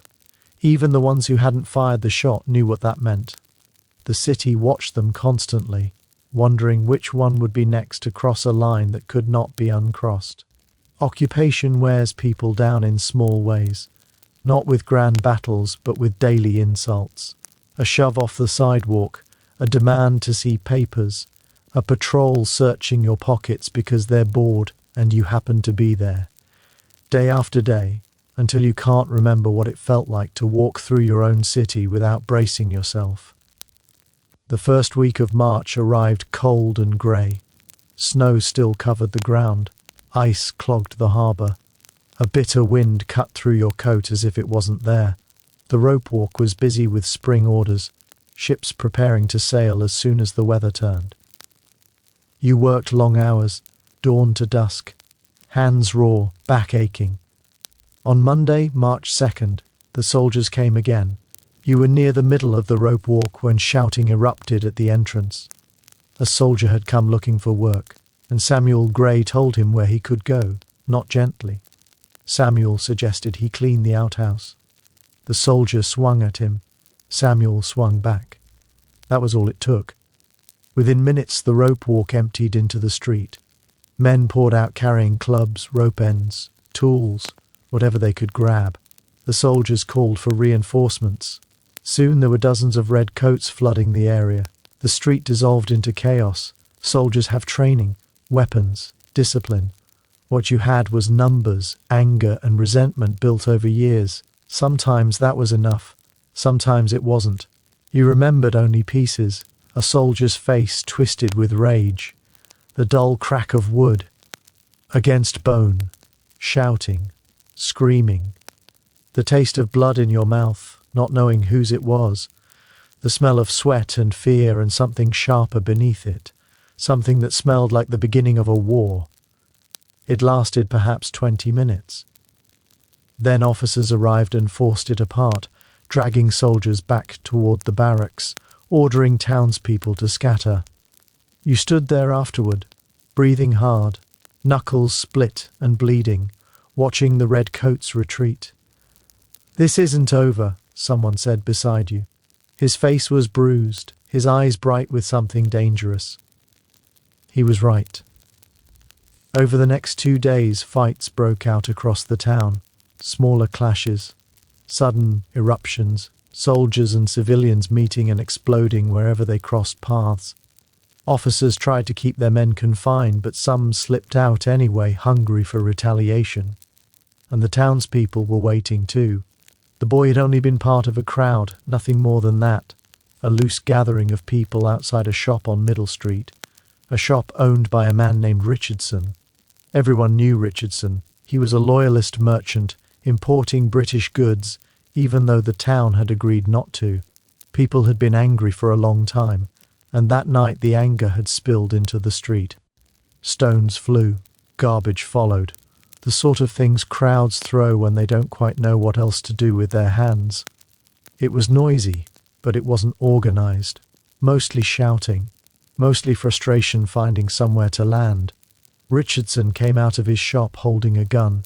He said he was defending his property. He said the crowd was going to tear the place apart. Maybe he believed that. Maybe he just felt cornered. He didn't aim carefully. He didn't stop to think. He fired into the crowd, a crowd full of children. The ball struck Christopher in the chest. He fell there in the street, the noise around him fading as blood spread across his shirt. By the time anyone managed to get him to a doctor, it was already over. He was 11 years old. 11. Dead because he threw a rock at a window. Richardson was arrested. That much happened the way it should have. He was tried. That too. He was convicted of murder. For a moment it felt like order still existed, and then the governor pardoned him, let him walk free. Because, apparently, killing an 11-year-old wasn't a crime if that child had been disrespectful to a loyalist merchant. People asked later why the revolution happened. They didn't need to look very far. This was why. The funeral took place 5 days later. Nothing like it had ever happened in Boston. It began at the Liberty Tree. Thousands of people gathered there, packed so tightly that moving felt impossible. Men and women and children stood shoulder to shoulder. Rich merchants beside poor laborers. Everyone dressed in their darkest clothes. No one spoke. The coffin was small, too small. It rested on a cart decorated with banners that read, "The fatal effects of arbitrary government." The procession stretched on and on, half a mile at least. Some said 5,000 people marched, others said closer to 10,000. In a city of 16,000 it felt like nearly everyone. Children walked beside their parents. Old men came out who hadn't left their homes in years. Everyone came. Colonial funerals were usually noisy affairs, an excuse to drink. The family would set up a table. People would view the body and then drink until the feelings dulled. That was tradition, but not this time. This one was silent. No drinking, no talking, just thousands of people moving through the streets of Boston, following the body of an 11-year-old boy, not saying a word. They buried him in the granary burying ground, near the graves of men who had founded the city 100 years earlier. A minister spoke, but you couldn't hear the words from where you stood. And then it was over, except it wasn't. Not really. After the funeral, Boston felt different. Not the hot, shouting anger of earlier riots. This was colder, heavier. The kind of anger that didn't burn out quickly. People looked at soldiers differently now. Not with fear, not even with hatred. With calculation, as if they were weighing something quietly, measuring costs and consequences, making decisions that didn't need to be spoken. And the soldiers noticed. They walked differently, always in pairs, never alone. Their hands stayed close to their weapons. They had killed a child. Even those who hadn't fired knew what that meant. The whole city was watching them, waiting. Occupation doesn't break people with grand moments. It works slowly, through small things, daily humiliations. A soldier shoving you off the sidewalk because he can. An officer stopping you to check papers when you're just trying to get home. A patrol emptying your pockets out of boredom, day after day until you forget what it felt like to move through your own city without fear. The first week of March came in cold and grey. Snow clung to the ground. Ice filled the harbour. The wind cut through coats like they weren't there. The rope walk was busy with spring orders. Ships were getting ready to sail as soon as the weather allowed.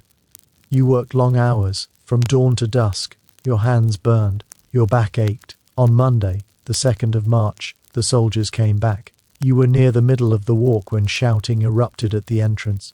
A soldier had come looking for work again. Samuel Gray told him where he could go. Not politely. He told him to clean the outhouse. The soldier swung. Samuel swung back. Within minutes, the rope walk emptied into the street. Workers poured out, grabbing whatever they could. Clubs, rope ends, tools. Soldiers called for reinforcements. Red coats filled the street. Street fights with soldiers don't favor civilians. They have training, weapons, each other. All you have is numbers and anger and resentment built up over years. Sometimes that's enough. Sometimes it isn't. What came next stayed fragmented in your memory. A soldier's face twisted with rage, the crack of wood against bone, shouting, screaming, the taste of blood in your mouth not knowing whose it was, the smell of sweat and fear and something else, something that smelled like the beginning of a war. It lasted 20 minutes maybe. Officers arrived and broke it apart. Soldiers were dragged back to barracks. Townspeople ordered to disperse. You stood there afterward, breathing hard, knuckles split and bleeding, watching the redcoats retreat. "This isn't over," someone said beside you, a rope maker, bruised, eyes bright with something dangerous. He was right. Over the next 2 days, fights broke out across the town, smaller ones, scattered, soldiers and civilians clashing wherever they crossed paths. Officers tried to keep their men confined, but some slipped out anyway, looking for revenge. The townspeople were looking too. Groups of young men roamed the streets after dark, clubs in their hands, daring any soldier they saw to make the first move. The city felt like it was burning slowly, a fire no one could put out. On Wednesday night, the 4th of March, you went to the Green Dragon. The basement was packed tighter than you'd ever seen it. Men filled every corner, speaking in urgent whispers. Tobacco smoke hung thick in the air, mixing with tension. "Something's going to happen," James said. He'd come in from Griffin's Wharf, still in his work clothes, his face grim. "Tomorrow, the 5th, I can feel it." He couldn't explain how, just that it felt like a storm coming. You understood. Everyone did. The city felt stretched too tight, fibers straining. Edie stood at the front of the room. The crowd went quiet. He asked everyone to keep their heads, not to start anything, and if they did start it. He paused. His voice dropped. "Then God help us all." Someone laughed in the back, not a happy sound. The laugh of someone who had accepted what was coming. Walking home, the streets felt tense and strange. Soldiers passed you without stopping. At the boarding house, sleep wouldn't come. Your mind kept turning. The funeral, the fight, tomorrow. Outside, Boston waited. 16,000 people in their beds. Soldiers gripping muskets. The night stayed quiet. For now, the 5th of March began like any other. Cold bread, weak beer, grey light. Work continued. It always did. Samuel Gray worked a few stations down. Older, married, always smiling. The afternoon dragged. By dusk, the streets felt too quiet. Supper was eaten quickly. At 8, shouting began. Then the bell rang. You grabbed your coat and stepped into the night, moving with the crowd toward King Street, toward whatever was waiting. The crowd grew thicker the closer you came. It pressed in from every side, closing the streets, until it felt like the whole city had narrowed into this one place. Mostly men and boys, though here and there you saw women too, wrapped tight against the cold, faces tense and alert. Everyone was talking at once. Voices overlapped and tangled, rising and falling without pattern. You caught pieces as you passed. Someone saying a soldier had hit a boy with his musket. Someone else swearing reinforcements were coming. Someone muttering about bloody lobster backs and how they thought they could do whatever they wanted. The cold cut through your coat, but you barely noticed. Your blood was up now. The same heat you'd felt on Monday during the fight. The same anger that had been simmering quietly for years, now rising to the surface whether you wanted it to or not. Snow crunched under your boots as you pushed forward, easing past men you didn't recognize, stepping over chunks of ice already scattered across the street. People had started throwing things before you even arrived. You smelled it before you could see clearly. Torch smoke hung heavy in the air, mixing with the smell of unwashed bodies pressed too close together. Beneath that was something sharper, something metallic. Fear, maybe. Or excitement. When they mix together like that, it's hard to tell which is which. You edged forward until the crowd thinned just enough for you to see what was happening. The custom house stood at the corner of King Street, solid and square, its brick walls dark against the snow. It held the tax records, the paperwork that made British authority feel permanent and unavoidable. All winter a single sentry had stood guard outside, sheltering in a small wooden box by the door. Tonight that sentry was no longer alone. A crowd of perhaps 50 people surrounded him. Boys lobbed snowballs and chunks of ice. Men leaned forward shouting insults that grew louder and uglier as they bounced off the brick walls. The sentry, a young private with a face pale as the snow at his feet, held his musket up in front of him. The bayonet was fixed, the steel catching the torchlight every time he shifted his grip. "Go ahead and fire," someone shouted. "I dare you." The sentry didn't fire. He didn't move much at all. His back stayed pressed to the wall, his eyes darting through the crowd, wide and frantic. You pushed closer, drawn in despite yourself. That's when you saw Samuel Gray near the front. He spotted you too and waved you over, his face flushed from the cold and the shouting. "Hell of a thing," he said when you reached him. He nodded toward the soldier. "Started about an hour ago. Wigmaker's boy arguing with an officer over money. That sentry there, Private White, cracked the boy over the head with his musket. Now look at this." The crowd kept growing. People arrived every minute, pulled by the bells, by the noise, by that same restless electricity in the air that had dragged you out of your boarding house. 100 people now, more than that. The street felt too small to hold them all. Then someone shouted that soldiers were coming. They marched down King Street in formation. 7 soldiers and an officer, boots crunching steadily on the packed snow, bayonets fixed. The crowd parted just long enough to let them through, then closed in behind them again. The officer was Captain Preston. You recognized him, a middle-aged man with a lined face and eyes that always looked tired, even on quiet days. He brought his men up to the custom house and arranged them in a rough semicircle around Private White, facing the crowd. 8 soldiers now, 8 muskets, and a crowd that had swelled to 300, maybe 4. People pressed in from every direction. Torches flickered, casting shadows that jumped and twisted across faces and walls. The air smelled of smoke and sweat and that sharp undercurrent again. Fear, maybe. Hatred. When there's enough of it, the difference stops mattering. A snowball flew through the air and struck one of the soldiers square in the face, knocking his hat to the ground. Laughter rippled through the crowd. More snowballs followed. Then chunks of ice, oyster shells, whatever people could grab. A club sailed through the air. Someone hurled something frozen and unrecognizable. The soldiers stood there and took it, their faces slick with sweat despite the cold. "Fire, you cowards!" someone shouted. The cry spread. "Fire if you dare." Muskets have a way of changing the air around them. Even when they aren't firing, they feel heavy with possibility. Each one weighed close to 10 pounds, with a bayonet nearly 17 inches of steel fixed to the end.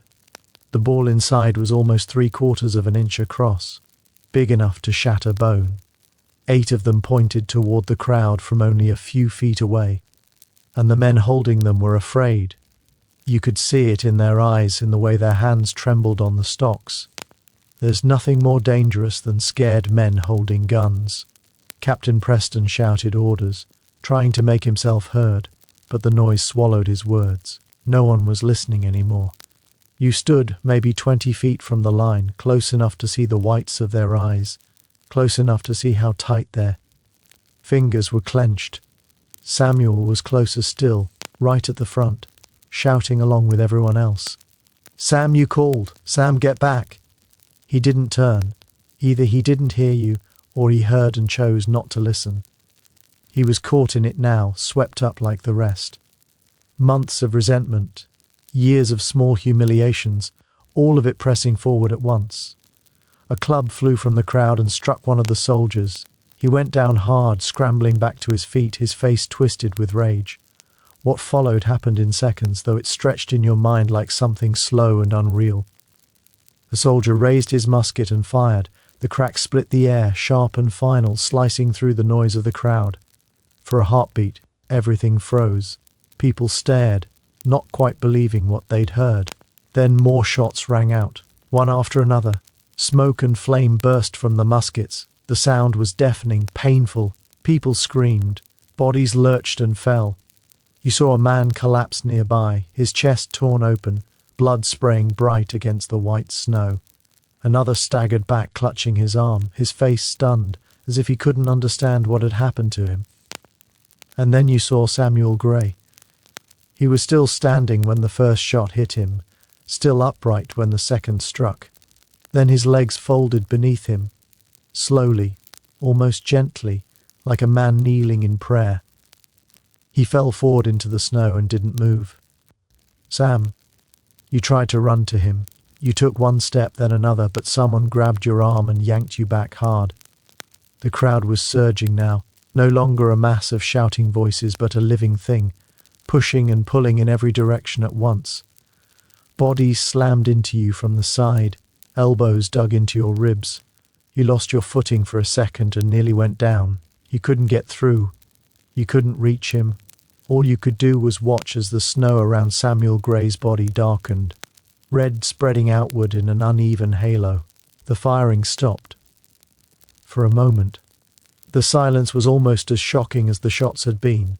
Smoke hung in the air, thick and bitter, stinging your eyes and throat.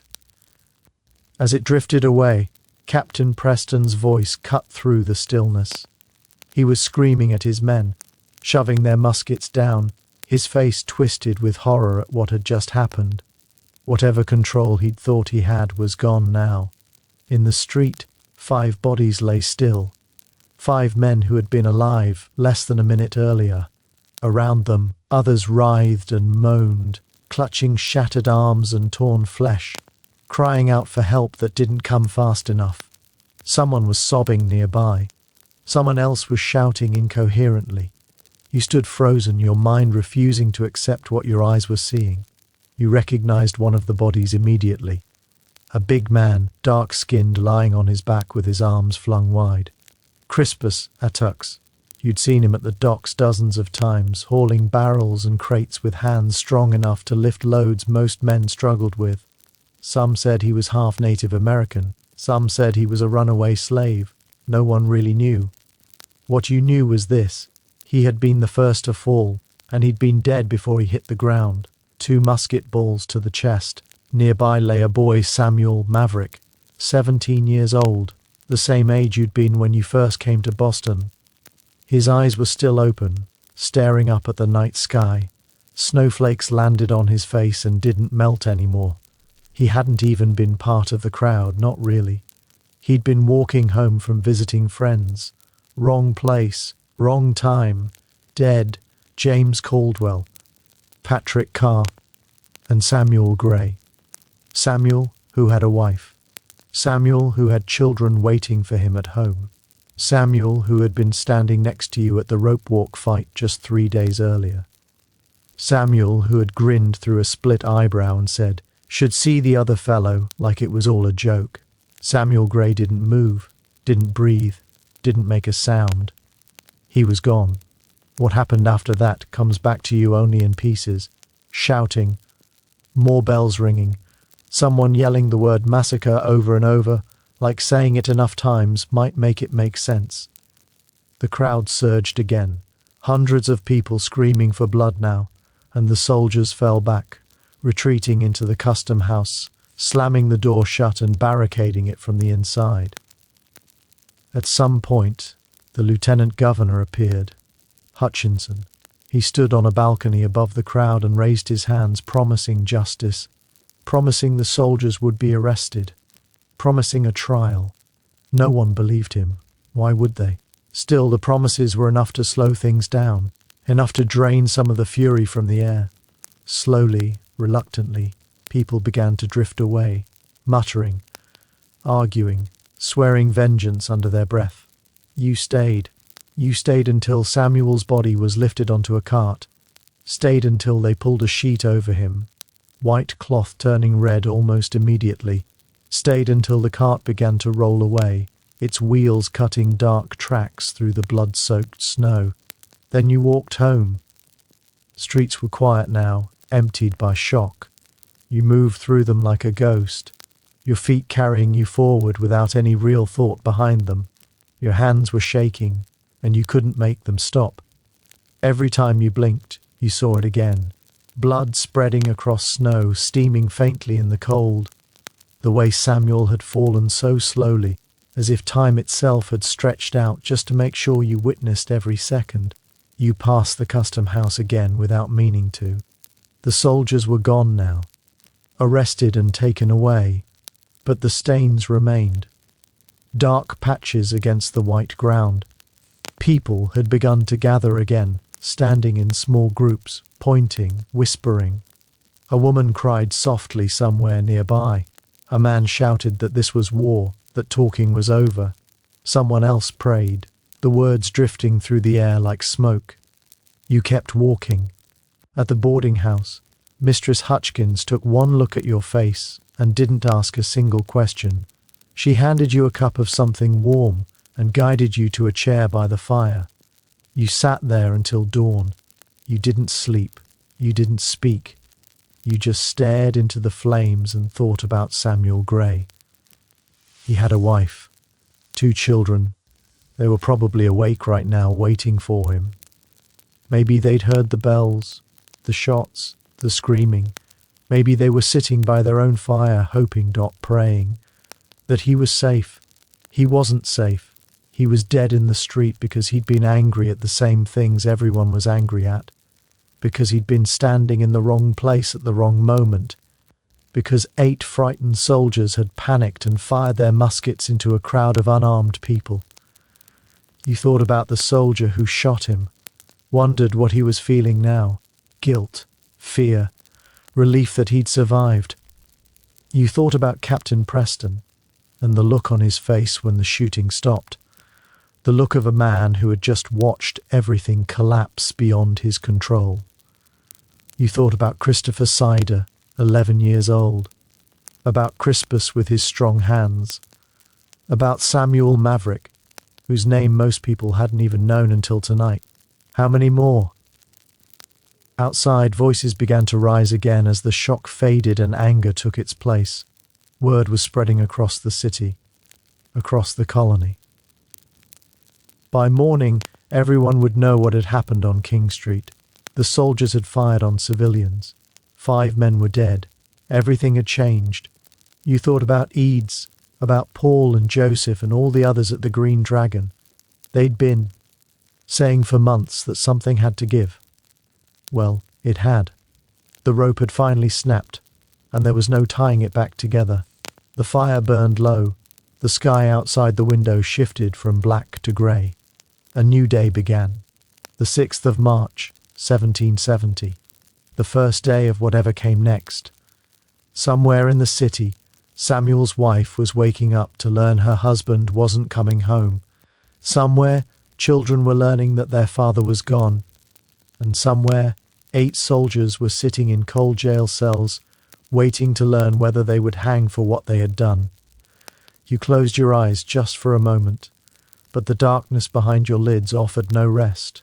It only replayed the same images again and again. The white flash of muskets in the torchlight, the crack of gunfire echoing off brick walls, blood soaking into clean snow, Samuel falling slowly, almost gently, as if he were kneeling to pray, the boy's eyes still open, staring at nothing at all. Some things never leave you. Some nights don't end when the sun comes up. They simply fade into the next day, quieter but still there. They buried them 3 days later, all 5 together: Samuel Gray, Crispus Attucks, James Caldwell, Samuel Maverick, Patrick Carr. 5 men who had gone to bed alive on Monday night and were lowered into frozen ground by Thursday afternoon, while half of Boston watched in silence. The funeral made Christopher Sider's procession seem small by comparison. 10,000 people, some said, maybe more. In a city of 16,000, that meant nearly everyone. And not just Boston.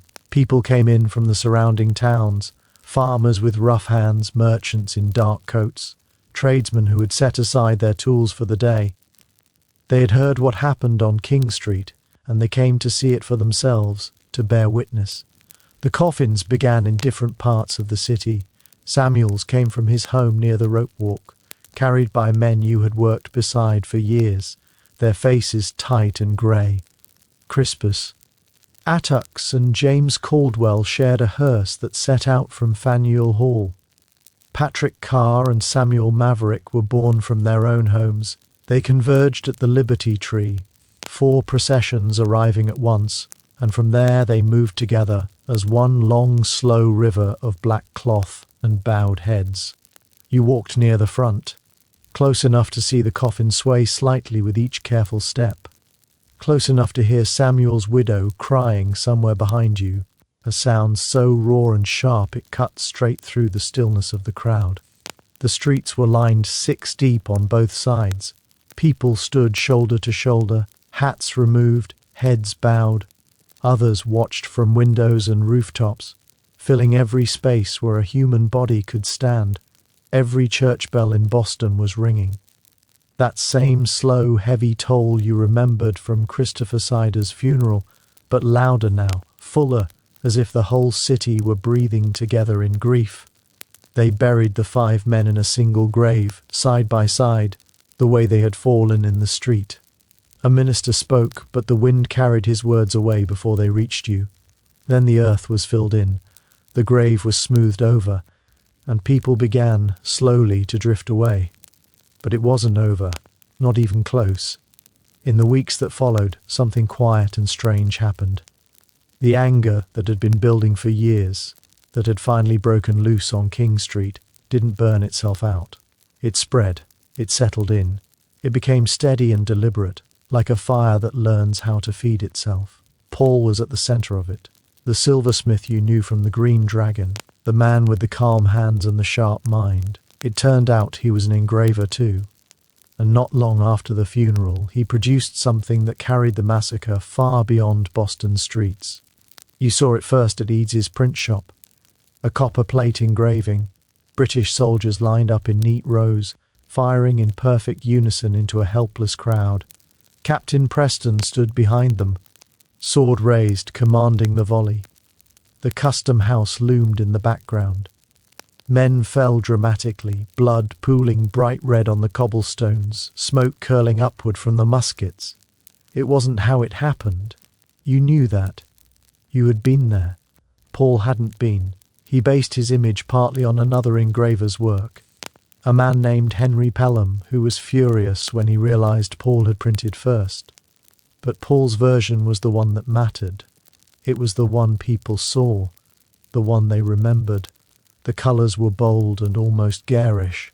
Red coats, red blood, a clear blue sky overhead that made the violence feel even more unsettling, like a children's picture book illustrating something unspeakable. In the image, all the soldiers were white, even though you knew one of them had been a black man named Andrew. Crispus Attucks, the first to fall, the man of African and native descent, was barely visible at all. It wasn't accurate. It wasn't careful. It wasn't fair. but it was powerful. "It's propaganda," you said quietly to Eads the first time you saw it. He shrugged, eyes tired but steady. "It's the truth," he said, "just simplified. That's not what happened." "No," he agreed, "but it's what people need to believe happened." He looked at you for a long moment. "You think the king tells the truth about us? You think Parliament worries about facts when they tax us? This is a war, Daniel, and in war the story matters as much as the sword." The engraving was printed by the hundreds, then by the thousands. It spread through the colonies like fire through dry grass. Boston, New York, Philadelphia, Charleston.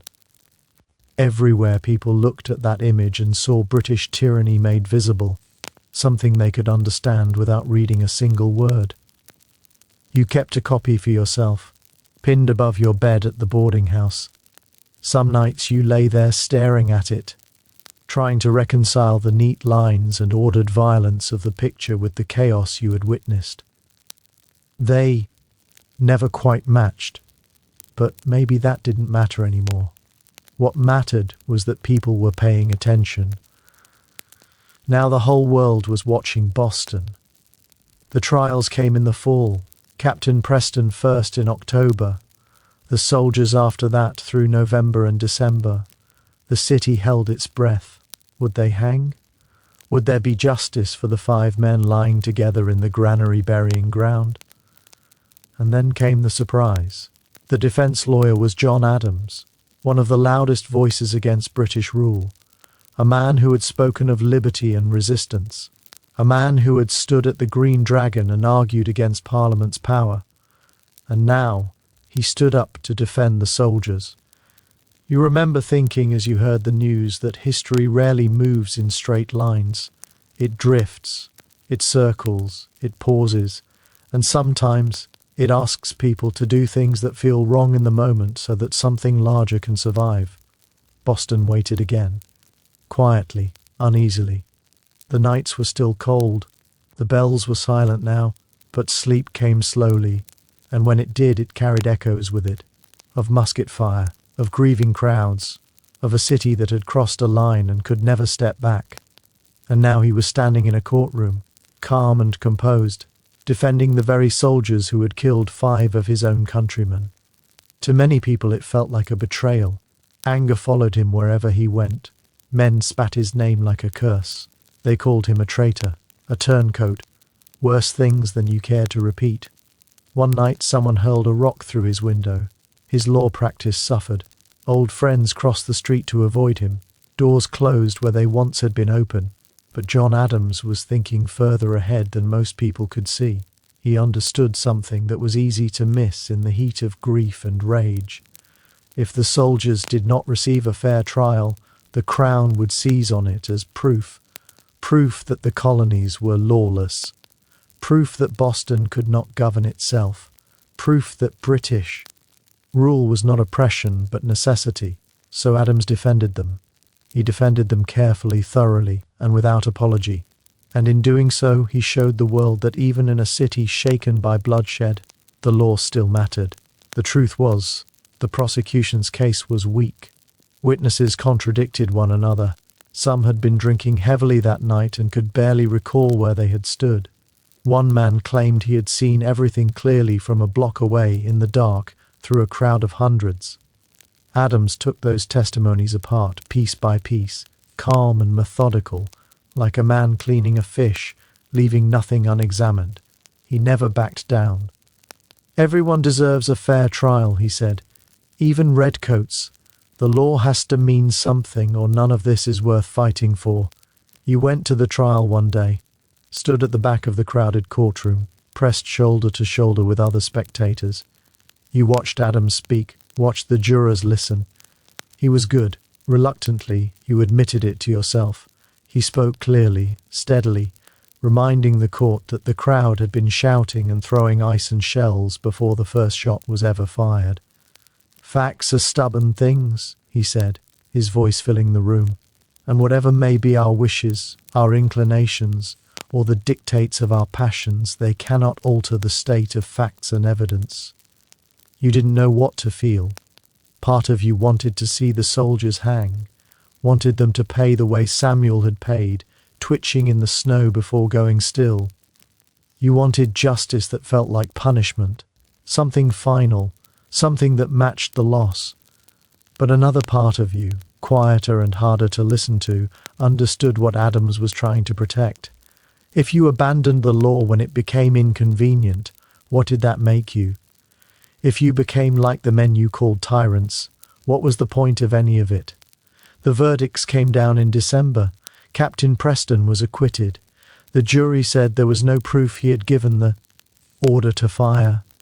6 of the soldiers were acquitted as well. Too much confusion, too many conflicting accounts. Only 2 were convicted.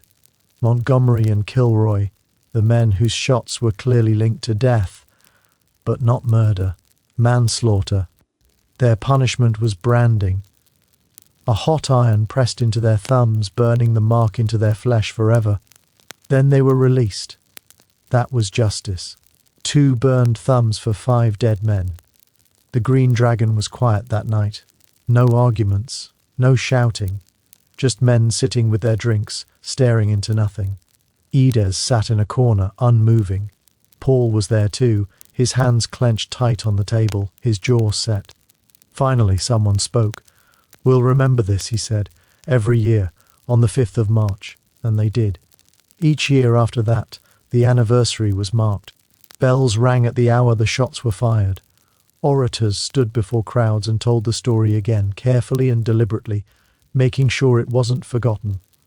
The 5 graves in the granary burying ground became a place people visited in silence, laying flowers, renewing old anger, old resolve. But life went on. That's how tragedy works. It doesn't stop the world. It just becomes part of it. The soldiers left Boston. All of them shipped out to Castle William in the harbour, and eventually back to England. The common emptied, the tents came down, the barracks were dismantled. Streets that had been crowded with red coats for 2 long years grew strangely quiet. You went back to the rope walk, back to twisting hemp, pulling cables, earning your wages. Days blurred together the way they always had. Spring softened into summer, summer faded into fall, fall settled into winter. Another year passed, then another. 1771, 1772, the early months of 1773. Boston settled into something that looked like normal. The non-importation agreements slowly unraveled as merchants grew tired of losing money. Ships returned to the harbour. British goods filled the shops again. People drank British tea and told themselves that the worst was over. But it wasn't over. You knew that. Everyone did. The anger hadn't disappeared. It had only sunk deeper, like embers under ash, waiting for air. That spring, you moved out of the boarding house, found a small room above a chandler's shop on Fish Street, closer to the harbour. It wasn't much. A bed, a table, a chair, and a window that looked out over the water. But it was yours. The first space you'd ever had that belonged only to you. At night you sat by that window and watched the ships at anchor, their lanterns swaying gently with the tide. You thought about the places they'd been. London, Liverpool, the Sugar Islands, Africa, a wide world you might never see. Sometimes you wondered what would have happened if you'd gone with William, if you'd shipped out to the West Indies and left Boston behind. But you hadn't. You'd stayed, and now you were too far in to leave. The Green Dragon still hosted meetings. Smaller now, quieter, but the core remained. Eads, Paul, Joseph, men who watched and planned and waited. The fever of 1769 and 1770 had faded, but the purpose hadn't. You turned 25, then 26. The scars on your knuckles faded to pale lines. The images from King Street softened around the edges, less sharp than they once had been, though they never truly vanished. Some mornings you woke up and, for just a moment, you didn't remember. And in that brief moment of forgetfulness, before the past settled back into place, the city felt almost peaceful. Then it all came rushing back. the memories returning the way they always did, slow at first and then all at once. Time could soften the edges, but it never erased them completely. Samuel's widow remarried. You heard about it from James, who still worked down at the rope walk near Griffin's Wharf. A good man, James said. A carpenter. Someone steady, someone who could provide for her and the children. You felt relief more than anything else. Relief that her life hadn't ended on King Street. Relief that grief, heavy as it was, didn't have to last forever. James himself had changed. He'd married his Sarah by then. A baby was on the way. He talked about the future now, about the shop he hoped to open someday, about the life he wanted to build. He still came to the Green Dragon now and then, but not like before. He had other things on his mind. You understood that. People change. Priorities shift. The fire that burns so fiercely in your 20s begins to cool as you grow older, as you learn that revolutions are long and life is short, and there are other things worth holding on to. But you hadn't cooled. Not yet. The image of Samuel falling kept the fire alive. The memory of soldiers marching away without real punishment. The knowledge that nothing fundamental had changed.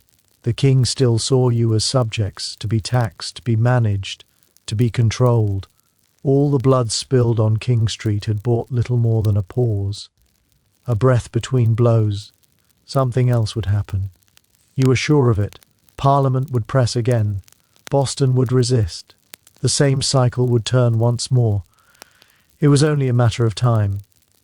In the spring of 1773, word arrived from London. A new act.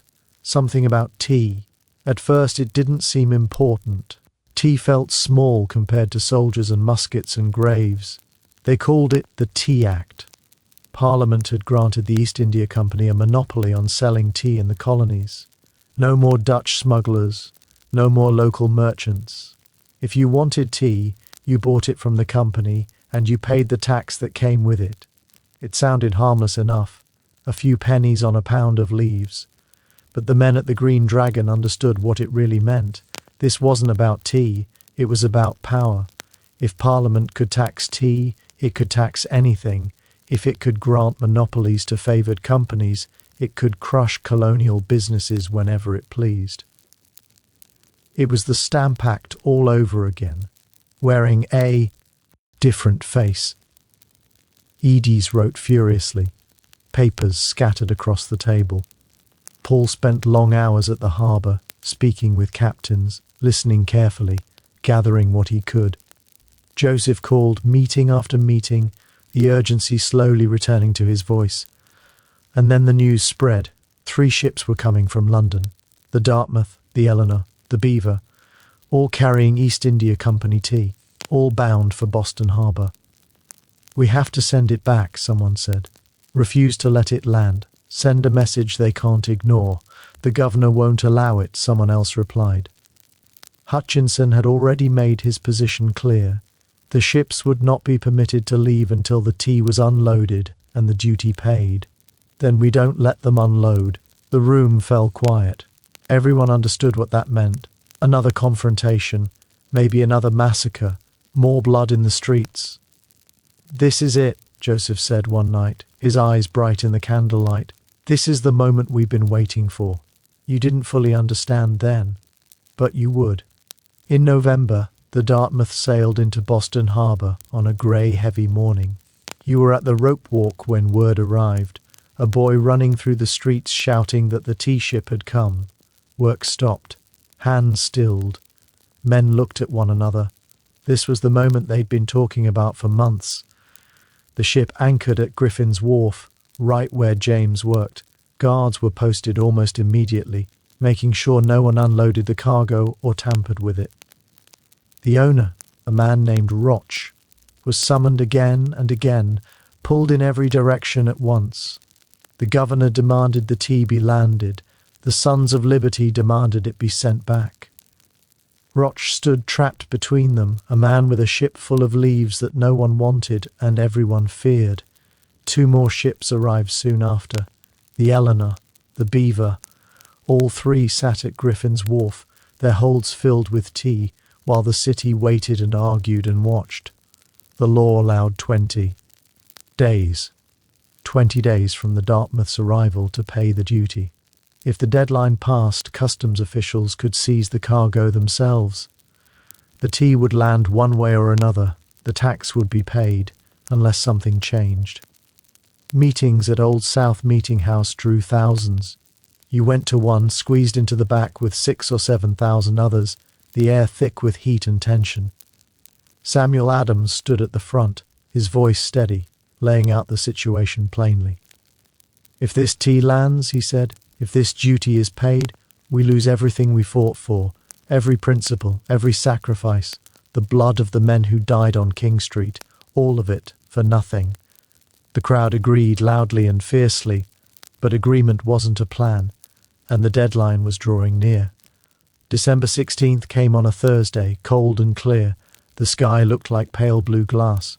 Breath hung in the air like smoke.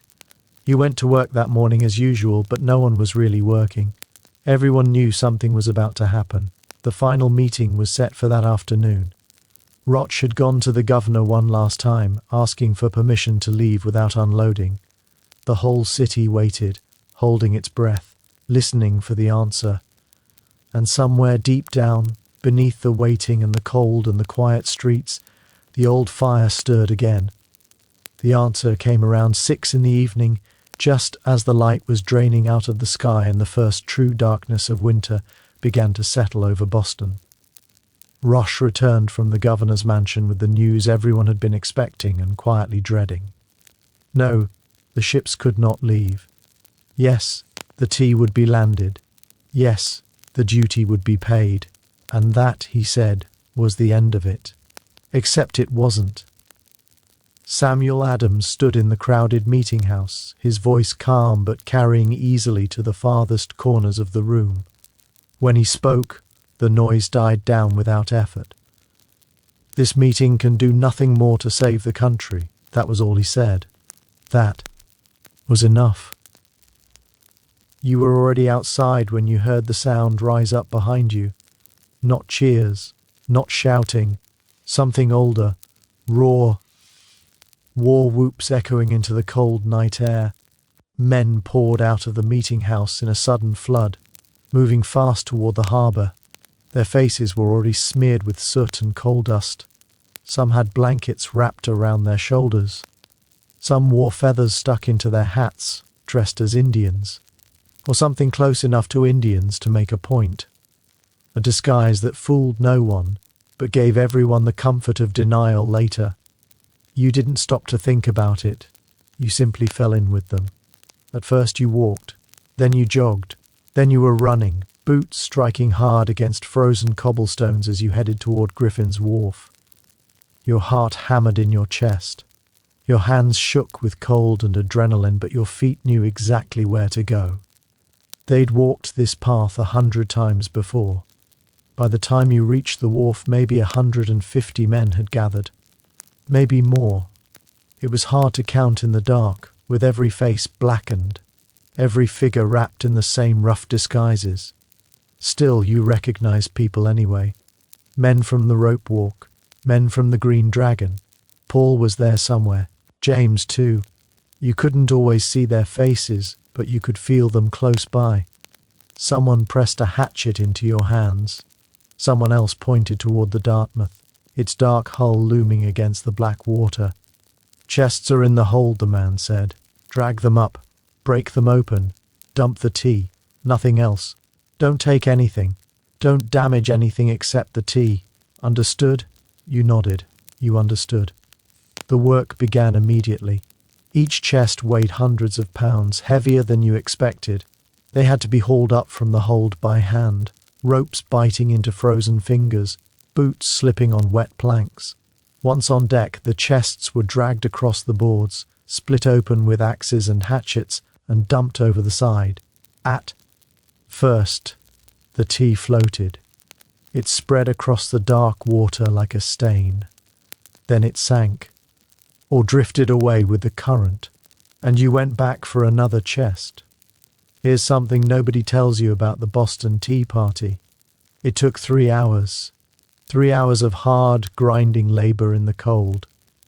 3 hours with wet feet, blistered hands, and lungs full of fine tea dust that caught in your throat. This wasn't a quick symbolic gesture. This wasn't shouting and running and being done with it. This was work. The kind of work you knew well. The kind that leaves your body aching for days afterward. The men were careful, extremely careful. Someone broke a padlock by accident. It was replaced the next day. Someone got tea inside his shoes and stopped to shake it out over the water. One man tried to stuff tea into his pockets to take home. The others noticed immediately. They beat him and threw him off the ship. This wasn't looting. This wasn't theft. This was a message. The smell was everywhere, rich and earthy, almost sweet. It mixed with the salt of the harbour, the tar of the ships, and the sweat of the men working beside you. Your hands blistered, then split, then went numb. Your shoulders burned with every haul, but you didn't stop. Nobody stopped. At one point you paused just long enough to catch your breath and looked around. The deck was chaos. Men swarming over the chests, hatchets rising and falling, tea pouring over the gunwales into the black water below. But it wasn't wild chaos. It was controlled, organized. Nobody smashed anything they didn't need to. Nobody took anything for themselves. This was honest work, the same kind of labor you'd done your whole life, just pointed in a new direction. A man worked beside you, his face hidden beneath soot and shadow, but you recognized his hands. Workers' hands, calloused, strong. A rope maker, maybe, or a shipwright. Someone who knew what it meant to trade sweat for pennies while men across an ocean grew rich. He caught you, looking, and nodded once. That was all. Then you both went back to work. 3 hours, that's how long it took. 3 hours of hauling and chopping and dumping. Sweat froze on your face despite the cold. Your arms shook. Your back screamed. Nobody joked. Nobody cheered. Orders were given quietly, efficiently. The tide came in, pushing the tea up against the hulls of the ships, a thick brown sludge of wealth and waste. Some of the boys waded into the water up to their knees, using oars and paddles to push the tea away from shore, making sure none of it could be saved. 340. 2 chests. 90.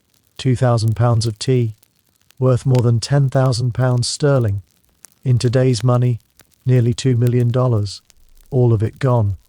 Floating in Boston Harbor, steeping in salt water like the largest, most expensive, most illegal pot of tea the world had ever seen. For days afterward, the harbor smelled of tea.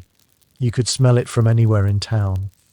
Kids waded out at low tide, pushing floating leaves deeper into the harbor with oars and paddles. The water stayed brown for weeks. And here's the part that still matters. Nobody talked. 150 men took part. Not a single one was officially identified. They went to their graves without confessing. Only decades later, when the danger had passed and they were old men, did some admit they'd been there. Even then, some never told. When it was finished, you climbed back onto the wharf with the others. Someone swept the decks clean. Someone else shook out their shoes, dumping loose leaves into the harbor. They wanted it clear. This wasn't about taking. It was about refusing. This was a statement, a quiet one but firm, a protest shaped not by speeches or shouting, but by action. A message meant for the king and parliament, one that could not be ignored or misunderstood. You walked home through streets that felt oddly calm after everything that had happened. The crowds that had gathered along the harbor were thinning now, drifting away in small groups, dissolving into the darkness, returning to their homes and their beds. A few people passed you along the way. They glanced at your blackened face, at your damp clothes, at the hatchet still hanging loosely in your hand. No one spoke. There was nothing left to say. Everyone understood. The moon had risen, low and pale above the rooftops, spreading a thin silver light across the cobblestones. Your footsteps echoed softly in the empty lanes. You passed the old state house. You passed the place where Samuel Gray had fallen years before, where blood had once stained the snow. You passed the Green Dragon, its windows dark, its doors shut tight for the night. Boston felt different now, smaller somehow. Or maybe it was you who felt changed. Not larger in any grand or heroic way, just steadier, like someone who had finally crossed a line, who had stopped talking and started doing. Not a hero, just a man who had acted. When you reached your small room on Fish Street, you washed the soot from your face and hands. The water in the basin darkened quickly, turning black as it carried the night away from your skin. Your clothes smelled strongly of tea, rich and earthy, a scent that would cling to them for days. You hung them near the window to air out, then sat on the edge of your bed. You were too tired to move, too restless to sleep. Outside, the harbour lay quiet. The 3 ships rocked gently at their moorings, their holds empty now, their decks clean and silent. Somewhere beneath the dark surface of the water, 2,000 pounds of tea were dissolving into the Atlantic, drifting outward with the tide, breaking apart leaf by leaf, gone forever. You thought about what would come next. The king would hear of this. Parliament would hear of it too. There would be consequences, harsh ones most likely. Boston had destroyed a fortune and defied the crown openly, without disguise or apology. This wasn't a riot that could be blamed on a few hotheads. This wasn't a protest that could be ignored. This was rebellion. Someday they would give it a name, the Boston Tea Party. Years later, when it had hardened into legend and been wrapped in speeches and paintings and tidy explanations. But you didn't know that yet. You didn't know about the acts that would follow, the punishments meant to break the city, the congresses and declarations and battles still waiting in the years ahead. You didn't know that less than 2 years from now you would watch British ships firing on Charlestown, flames rising against the sky. All of that was still hidden, resting quietly in the future. And yet, you felt no regret. Not tonight. Tonight you felt empty in a different way, like someone who had been carrying a heavy weight for a very long time and had finally set it down. You lay back on your bed and stared at the ceiling, the same ceiling you had stared at for countless nights before. The same cracks, the same water stains, the same shadows cast by the candle on the table beside you. But something had shifted. You could feel it, even if you couldn't name it. A balance had tipped. A door had closed. There would be no going back. The tea was in the harbour. The message had been sent. Outside your window, Boston slept. 16,000 people, most of them unaware of what had happened tonight, unaware of what it would mean for their lives and for their children and for the generations still to come. They would find out soon enough. Tomorrow, perhaps. The world would find out. But that was tomorrow. Tonight, you closed your eyes and let the exhaustion settle over you. Your muscles ached. Your hands were raw, but you were warm, you were safe. And for the first time in a long while, you felt something close to peace. You had done what you could. Whatever came next was no longer in your hands. The wind off the harbour rattled the window softly. The candle flickered once, then went out, leaving the room in darkness.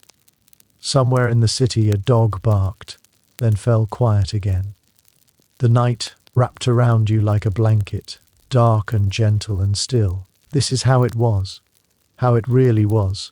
Not the paintings in museums, not the speeches carved into stone. Just ordinary people, tired and uncertain and afraid, doing what they believed was right, hoping somehow it would be enough. You were one of them. Daniel the rope maker.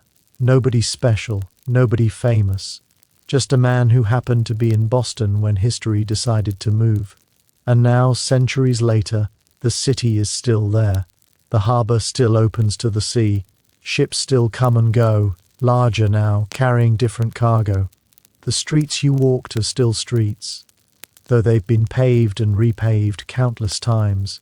The old North Church still stands, Faneuil Hall still stands. The graves in the granary are still there, still visited, still remembered. The world changed. The country that grew out of those nights became something no one could have imagined then. Wars were fought, laws were written, lives were lived and lost. And through it all, the story of Boston kept being told.